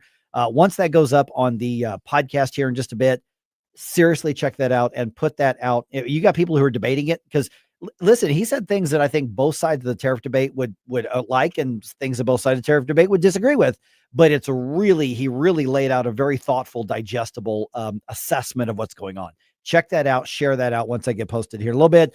Blues, they played in Washington, D.C. That's about all I can say about that. All right, 8:22 right now. Let's go and dump some news on you. The morning news dump. Are you joking? Is this a joke? Listen, folks, the morning news dump. All right, as we are well into our second month of the federal government shutdown, Transportation Secretary Sean Duffy meeting with reporters on Wednesday, saying that there is going to be a reduction in the number of flights that are allowed in the country starting tomorrow. 40 locations around the country, so basically the 40 busiest hubs around the country, are going to see 10% less air travel capacity. We had to have a gut check of what is our job. Is it to make sure there's, minimal delays or minimal cancellations, or is our job to make sure we make the hard decisions to continue to keep the airspace safe? Okay, so they have not listed an official list of the airports. Chicago, we do know they've confirmed is on it. Dallas is on it. New York is on it. So basically places where there's going to be a lot of connecting flights everywhere. St. Louis is one of the top 40 busiest airports in the country. Just assume that would not. Now that means that you got a 9 out of 10 chance right now that your flight is going to be okay. That's those are good odds. But that means for right now. That does not mean for next week. Yes, because if they, first of all, understand the residual effect on this, that 10%, that plane that may get, grounded, for lack of a better term, that means that's a connecting flight for somebody else that gets grounded, in addition to traffic being down in that area. There's going to be a ripple effect, which means there are going to be more people wanting to get on those planes. So tickets aren't going to be as readily available, which means they're going to be more expensive as well. So just understand that the longer this shutdown goes on, the more they are going to be reducing that traffic. And that's not a punishment for the politicians. That is the fact that the air traffic controllers are not being paid. And many of them are not working as much because they have to go somewhere else to make money to pay their way in life.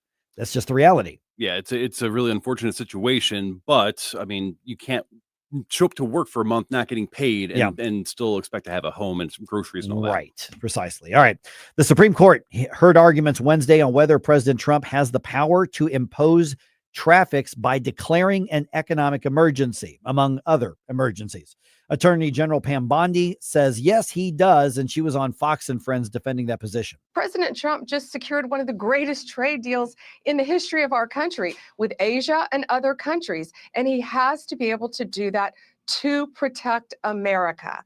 And he firmly has the right to do that under the law. Okay, once again, I'll point back to our conversation with Phil Magness. Please check that out. Also, Supreme Court justices, vast majority of them, at least 6 of them, appeared really skeptical. Now, that does that mean they're gonna rule against the president? I don't know, but they were really, really skeptical. So here's a clip of the arguments. Justice Neil Gorsuch questioning U.S. Solicitor General John Sauer on the limitations of presidential authority. Could Congress delegate to the president the power to regulate commerce with foreign nations as he sees fit, to lay and collect duties as he sees fit?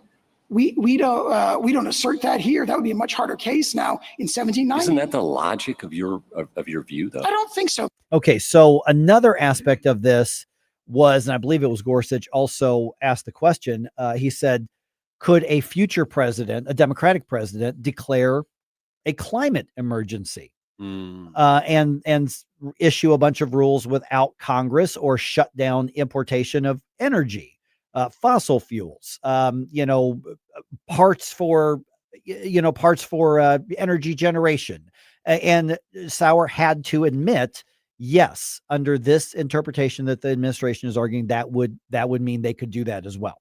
Don't like it. Yeah. So that's where we're at, is the Supreme Court is not talking about whether the tariffs are good or bad. It's whether or not the president can do this and whether or not Congress has the authority to let him do this. So it's a big constitutional question. This may be one of the most important Supreme Court cases in a long time. And there is room for conservatives to dissent from the administration here, and constitutionalists and originalists to dissent from this. So tell me what you think. I understand good faith arguments on both sides here. Yeah, it's going to be interesting to see which way that goes, because let's say, for example, they decide against it, say, well, the president actually does not have the authority to do that, but we've already been implementing tariffs on a whole lot of different people.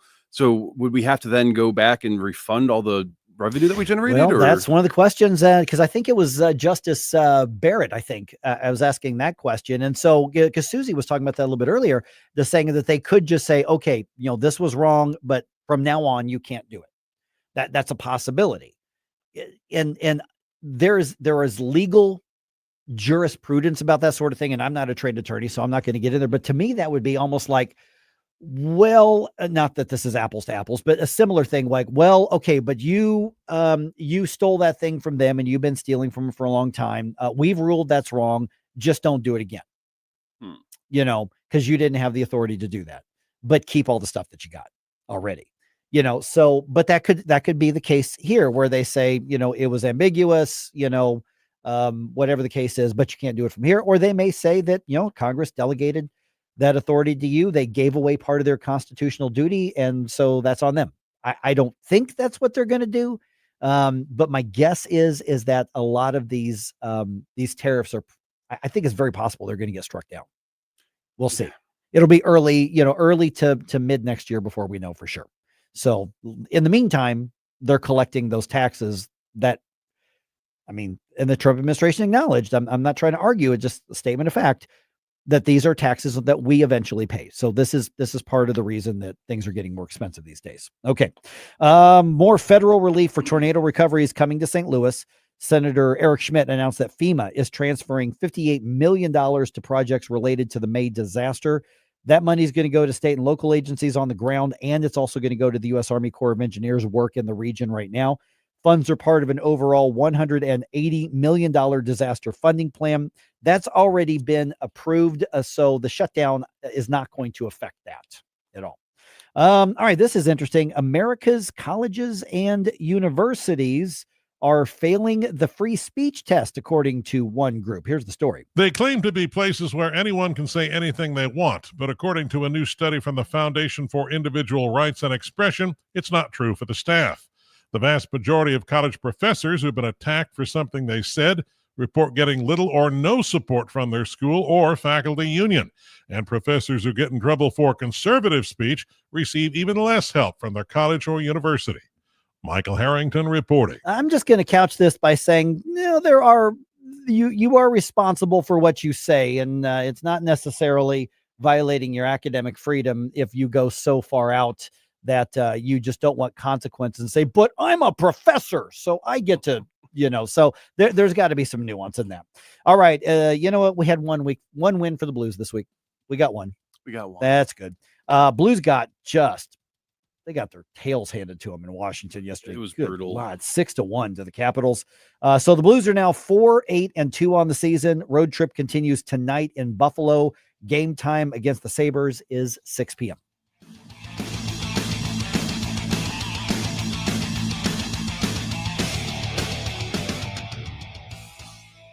Mike Ferguson in the morning. Someone in that control room is out of control. On NewsTalkSTL.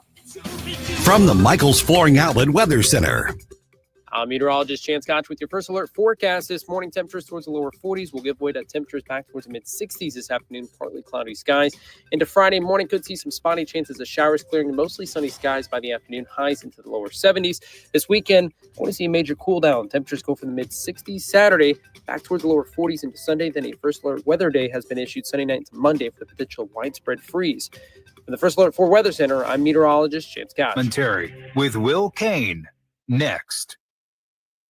Rising debt, stock market swings, and global shocks can affect your retirement. But even in this economy, there's still opportunity. Protect your retirement with a secure, tax-advantaged gold IRA. Instead of leaving a 401k or IRA at the mercy of markets, hold physical gold or silver. Real protection for your future. And Noble Gold makes it simple. Visit noblegoldinvestments.com and chat with a specialist. The conversation is free, and the peace of mind is priceless. noblegoldinvestments.com. Past performance may not be indicative of future results. Investing in precious metals involves risk. Consult your financial advisor before making investment decisions.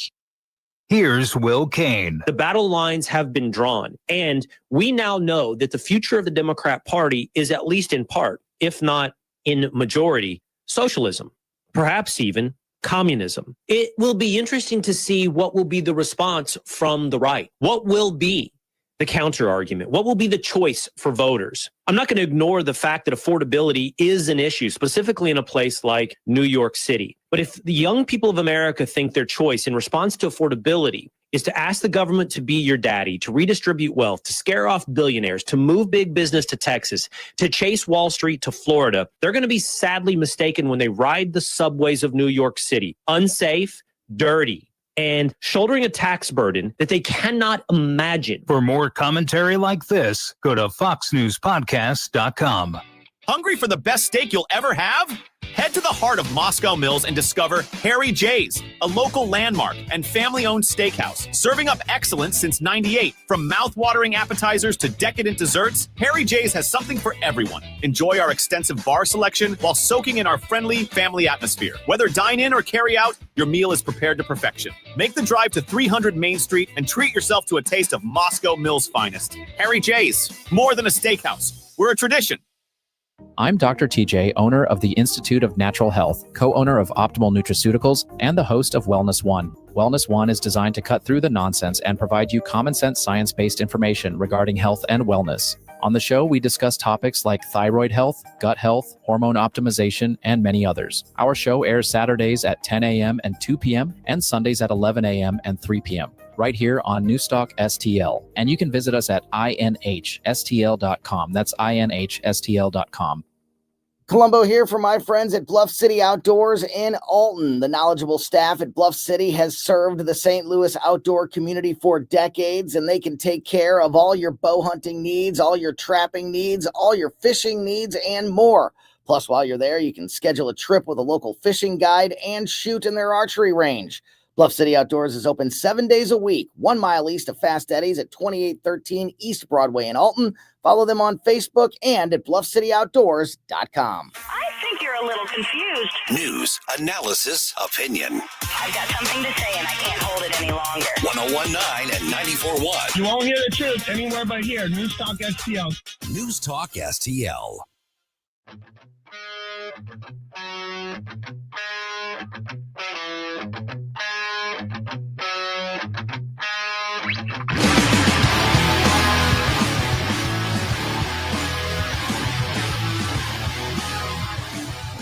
Hey folks, Jamie Allman here, waiting for you for the 3 Martini Lunch, the Common Sense Radio, the Allman Report on News Talk STL. Now back to Mike Ferguson in the morning.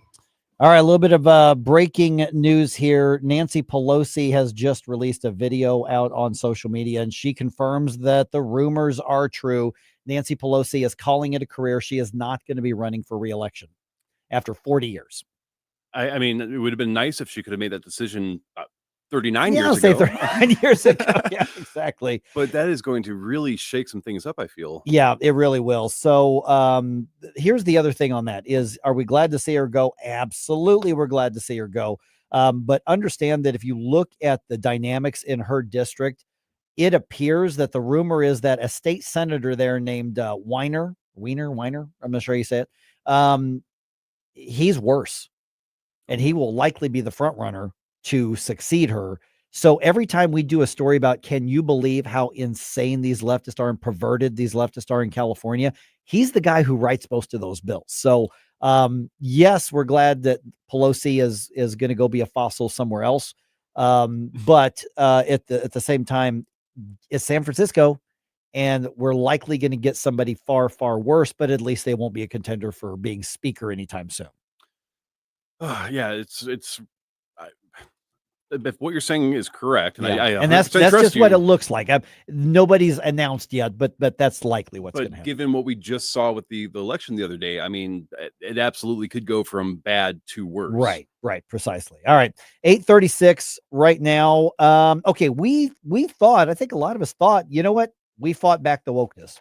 We fought back the left-wing insanity. America came to her senses collectively, and we won. Yeah. Did we though? I mean, I guess on paper we did. Well, or is it a matter of we just got reminded that this fight isn't over? I think that's one thing, is a lot of people are like, oh God, we've beaten back some of this ridiculous stuff, the gender ideology, the schools. But then again, you look at the election results on Tuesday. So Matt Walsh was looking at that, and there are things I disagree with Matt Walsh on. I don't think he's right on everything by frankly a long shot. But I thought he had an interesting commentary worth checking out. Tell me what you think about this. A lot of us on the right have claimed that wokeness is dead, and I think the reports of the demise of wokeness were very premature. Would anyone say that feminism has died? It deserves to die many painful deaths. The ideology does. I mean, it kind of blows my mind that you still have conservatives say wokeness is dead. The left is on the run. We got them on their heels. Meanwhile, an actual foreign communist is about to be the mayor of New York. They're out marching in the streets with their cringe No Kings movement. Antifa's more active than ever. The leftists are more violent than ever. They're killing us. I mean, wokeness is not dead. Okay. Is he right? Yeah, I 100% agree with that. We did not put the woke to sleep per se. We just pushed it underground. Yeah. And I think that that's really what we've been seeing, especially with a lot of the more extremist rhetoric and ideology and pushback that we've been experiencing since the presidential election, is that they didn't suddenly come to their senses and say, you guys were right. This is bad for me. What I'm doing for my kids and my body and all that stuff. What really happened was they just found ways of reorganizing out of the public eye. I think one of the things that is the difference between those of us on the right and those who are on the left is that we jump into the battle when the stakes are high, and then we sort of survive through that battle and even win the battle, and then we go back to our lives because we think that culture should leave us alone and government should leave us alone, and you do you, I'll do me. But I don't think the left ever gives up the fight. Whereas we step out, then we got to re-recruit people back into the fight. And it was things like, Chris Rufo's exposés of like the Disney creative meeting where they were making it very clear, we're trying to push LGBT on the kids. When you see drag queens in grade schools and kindergartens, when you see all of this extreme sexual stuff, but now you're also seeing the socialist / communist stuff that's being, and so, we tend to see the immediate threat, fight it back or fight most of it back, and then I can go back to my kid's soccer game, and then kind of go back to living life. Whereas the radicals on the left, this is what they're doing with their life, is trying to take control of yours, and they don't give up. That is precisely why it feels like we're almost fighting two different battles in terms of left versus right. I mean, the right, we typically want to keep the system. We want to restore the system. We want to fix it. We want to make it work for us again. We're conserving. Yes, we're conserving the foundational values of our country. And so you can go and you can win on paper. You can win an election. You can do those sorts of things. But then you think because your side is now the one in power, that suddenly that means the fight's over. The opposition, the far opposition, who's becoming increasingly emboldened and becoming increasingly more popular with disenfranchised individuals, their fight is to completely get rid of that system and implement a new system and to normalize abnormal ideologies and behavior. So when we are like, yes, we won, we stuck it to them, we own the libs. Well, for that moment, but they long term, they are not going to give that up, and they want to continue to spread that until there's nothing left of what made America great to begin with. Right. And you saw that moment for conservatives, and I'm going to say this as cultural conservatives. Yes, political ones, but cultural. After the assassination of Charlie Kirk, you saw that uprising, and I think a lot of people said, our side is, we're going to take back America. We're going to destroy all of this insane left evil stuff that they've done. Look how big this is. I guess I can go on back to work and just worry about my stuff. And then that, I'm not going to say it's fizzled out, but it's not there the way it was just a month ago by any means. And you look at, for instance, in Virginia, We've talked a lot about Northern Virginia being so deep blue and Washington, D.C. swampish. But it looks like every single county, even the red ones, all of them moved towards the Democrats. Now, some of them were still majority. They were still red, but not as red before. Outside of Northern Virginia, you've got red areas and purple areas, and every single county there went more towards the Democrats. And then obviously New York City is going to go blue no matter what. But they went literal communist.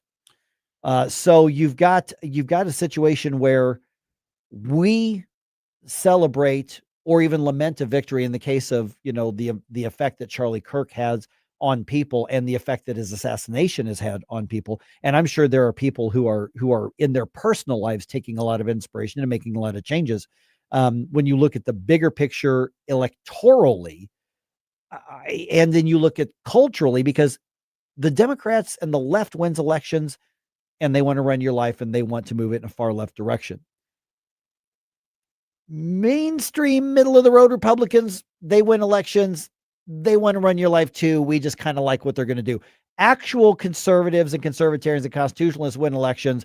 We want to leave you alone and get government out of it and make government irrelevant to our lives. And that's where we're at. But right now, that far left is bouncing back, and we need to be cognizant of that. And that's also why I believe in a lot of ways it's a unbalanced fight. I mean, Charlie Kirk's tragic assassination took some of the wind out of the sails for a lot of the mainstream push that we were having and experiencing.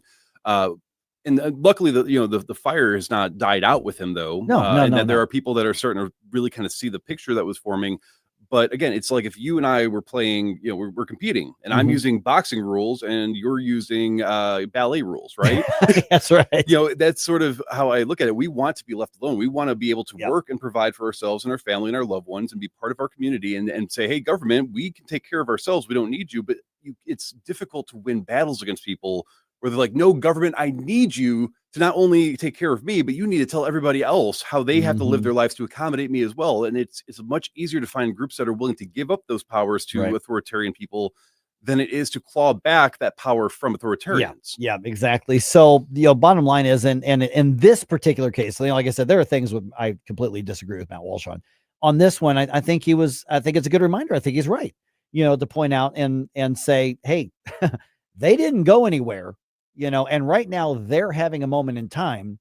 And like you said, it's a whole lot easier and better to stop them than to try to claw back the damage. Yes. And that's why it really, really matters. And if you think for a second that the whole gender ideology thing is a battle that we've already won past tense, my take on that is no, it's still going to be a battle to protect children and families and communities.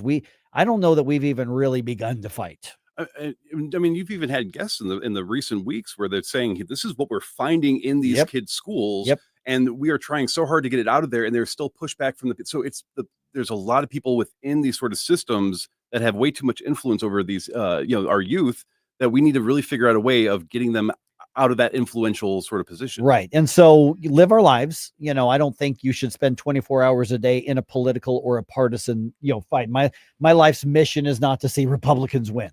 That's not even my life mission. I want to fight enough to where we have the freedom to live our lives the way that we want.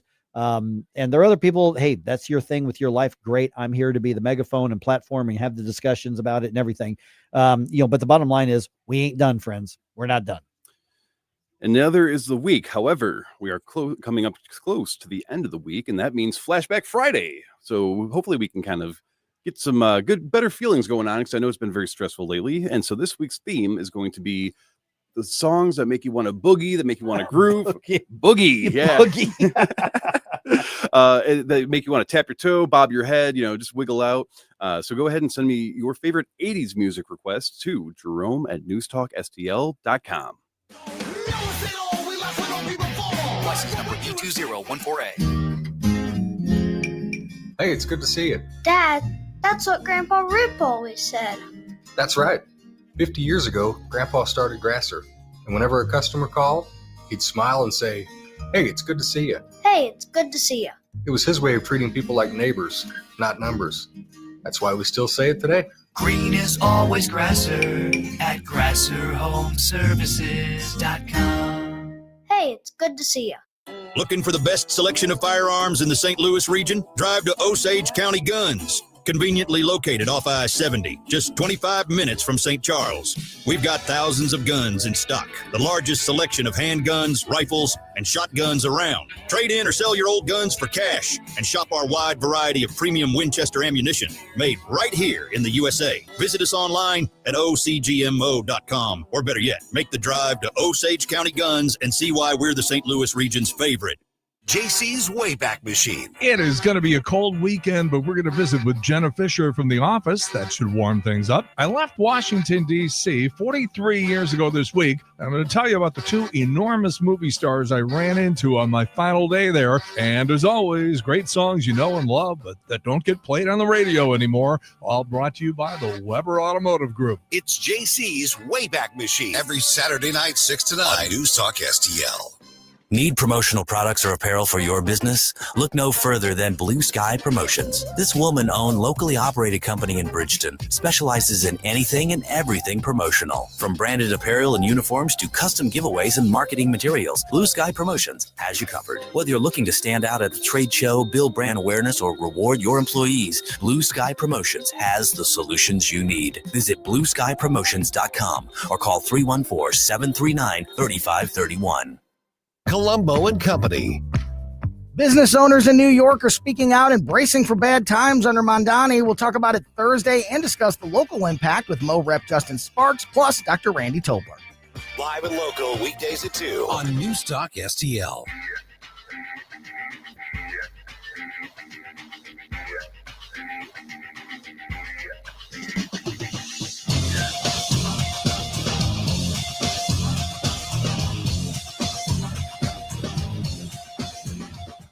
Hi, it's Vic Porcelli. And Ken. Hi, Ken. Hey, Vic.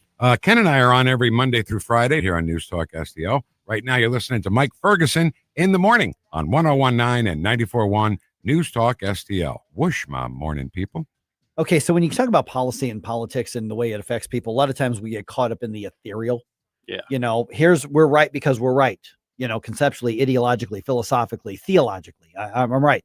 And then there's, okay, so how are you going to bring that to life and make that work? Okay, so for instance, the whole thing about SNAP.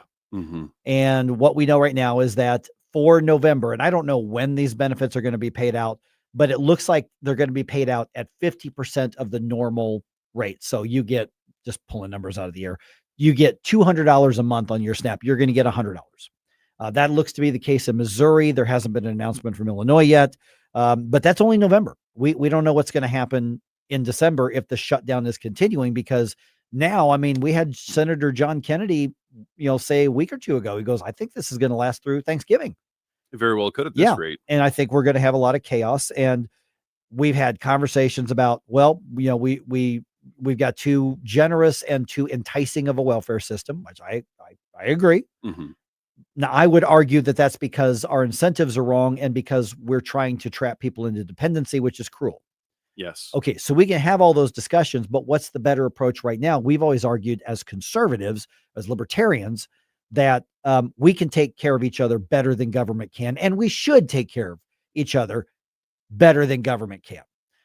So that's what we're doing with News Talk STL. What we're doing right now is we've got a food drive starting on Monday. So we're telling you about it right now. Get more information at newstalkstl.com. We are teaming up with the St. Louis County Republican Central Committee, and we are doing a food drive to benefit Feed My People, which is right here in the St. Louis area. Okay. So the food drive officially starts Monday, which is the 10th, and it is going to run all the way through December 21st. So plenty of time, but I am telling you, more and more and more people are running out of resources, and the sooner we can get food to them, the better.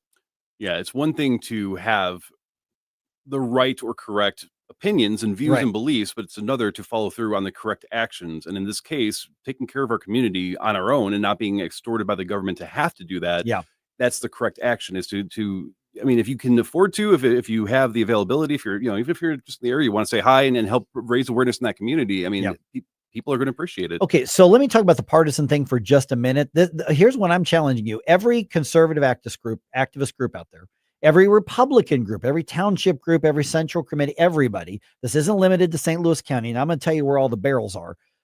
But this is the opportunity to prove that we mean what we say and we mean what we say are our values. That's what I'm saying. So we're going to have food drive barrels at all 3 Bartolino's locations. So that's on Big Bend in Manchester. That's on South Limburg as well. And that's on Sulphur Avenue on the Hill. Okay. Both Chris's Pancakes locations, obviously the original one, Southwest Avenue, and then the one on Tucker Boulevard in the city as well. So those are going to be there. Just drop off the non-perishable canned or boxed foods. And then all 3 Michael's Flooring Outlet locations on Olive and Creve Coeur. That's actually not too far from us. On Main Street in St. Peters, and then in Town Square in Dardenne Prairie. And then we're going to have a barrel here at the News Talk, just outside the News Talk STL studios here. We're like 3 blocks off Westport. We're basically right at Westport. So newstalkstl.com is where you're going to get the locations for that. And the drive, we're going to be talking to the folks from the Central Committee next week. I'm sure we're going to be talking to folks from Feed My People. But here's what I would encourage everybody, Jerome, is to think of this not in terms of politics. No, this is the Democrats' fault and let them see what they've done. Okay, it's the Democrats' fault, yes. But the question is, what are we going to do about it? And are we going to live the values that we say that we do? And that is the exact right, again, belief, but also action. I mean, there are so many people out there that you have enough to help others. And it's the difference, I think, between being a conservative and a capitalist, right, is that we voluntarily say we can understand the human condition and we want to help the people that the government is not helping right now, even though that's what they're supposed to be there for. And again, I know you were trying not to make it partisan, but it should not matter what somebody's political beliefs or identity. These are human beings. Yeah, I'm telling you right now that that box of mac and cheese or that can of soup might end up on a liberal's dinner plate. Yeah, I don't care. It may end up on a conservative's dinner plate. I don't care. It may end up going on the dinner plate of somebody who has no clue what's happening in politics. I don't care. So also your churches, I would encourage you to put the word out on your churches to say, hey, it's the holiday season. We want to serve our fellow man. Somebody else has already done the legwork. We can do that. And you know what? You get up a big donation and you want to bring it in. I'll put you on the radio here and you can brag about your church. Yeah. You do that. You say, we're going to have a food drive and we're going to put it in these barrels. You let me know. And a matter of fact, when we get all those out there, I'm sure I'll be stopping by some of the locations at one point or another. You want to say hi? Then we can do it. Let's do it. Yeah, I mean, and not to play too much off the Thanksgiving, but I mean, quite literally, that's in the spirit of Thanksgiving. It did not matter. It was the Pilgrims and the Natives. They came together and they shared their meals. And so times like these, and again, if somebody lights a fire, it doesn't matter whose fault it was. It matters putting the fire out. But times like these are the times where hopefully, and I believe in the good nature of most people, but this could be an experience where we can come together and we can finally say, okay, well, everything else going the way it is. At the very least, we came together to help our own community out. Yeah. And so there are a variety of food drives around the area. This one is 100% local. And again, I am so glad that we've got, a central committee here that says, let's live out our values. Let's do it. So we can do it. And if you've got a club or a group that wants to get involved, hey, Mike at newstalkstl.com, let me know. And so this would be a great way for, Christian schools in the area, anything like that, that you can get something together. Or, when you do your grocery shopping each week, just grab a few extra things, say, I got an extra $5, I got an extra $10 or whatever the case is. I'll grab a few cans of soup. I'll grab some oatmeal. I'll grab some, whatever. And I'll add them and then bring in a box. To whatever barrel is closest to you, or, stop by here at the radio station. I say, let's do it. We've got the opportunity to prove that we mean what we say and that we live by the values we say we live by. And that's ultimately the best way to actually win and have a victory with the culture war, is that when you demonstrate whatever you might think about me, because I'm a conservative, because I like Republican values. I like the Bill of Rights, whatever that stigma on the left might be. But then you see me and I'm like, look, this doesn't matter. I can identify with and I can understand the situation that the nation's in. And this is more important. That would be more powerful to help change people's mind than posting memes online and all that nonsense. If you win the debate on social media, great. This isn't a political debate. You know what? Hey, Democratic Central Committee, join us. Township Democratic Committees, join us. Come on, get involved. I'll put you on the radio too. It's also a really good way of getting to know the businesses and the people in your community. Right. Exactly. Oh my goodness. All right. So check that out. But once again, newstalkstl.com. There's a link directly to the food drive page. Put that out on your social media. And again, encourage whatever groups you're involved with to do the food drive. And the more we do this in bulk, the more people we're going to help get through the rest of the year. Yeah, so I did post the link in both Facebook and Rumble. I could probably throw it on X as well. I don't have access to YouTube stuff, and then I don't know how any of that works. But the link is out there. It's it's on our website as well, so that gives you an excuse to go check out the amazing website that we've put together for y'all to help you guys keep informed with everything. And I'm really hopeful. I'm optimistic that this is going to, it should show people too. We don't have to wait for the government to reopen to take the actions needed to take care of each other. But I think that this is going to show the better side of humanity, given, how tense everything's been. Yeah. So if you're one of those that says government shouldn't be in this business in the first place, okay, prove it. Now's your chance.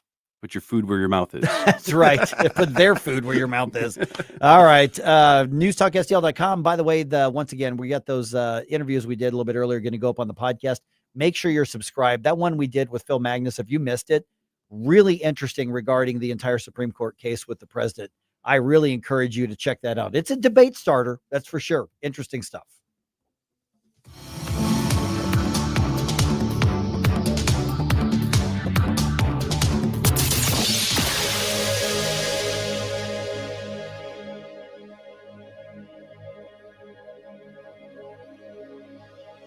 Attention established cosmetologists. Ready to be your own boss? The Nook is seeking 2 talented professionals for a fresh start.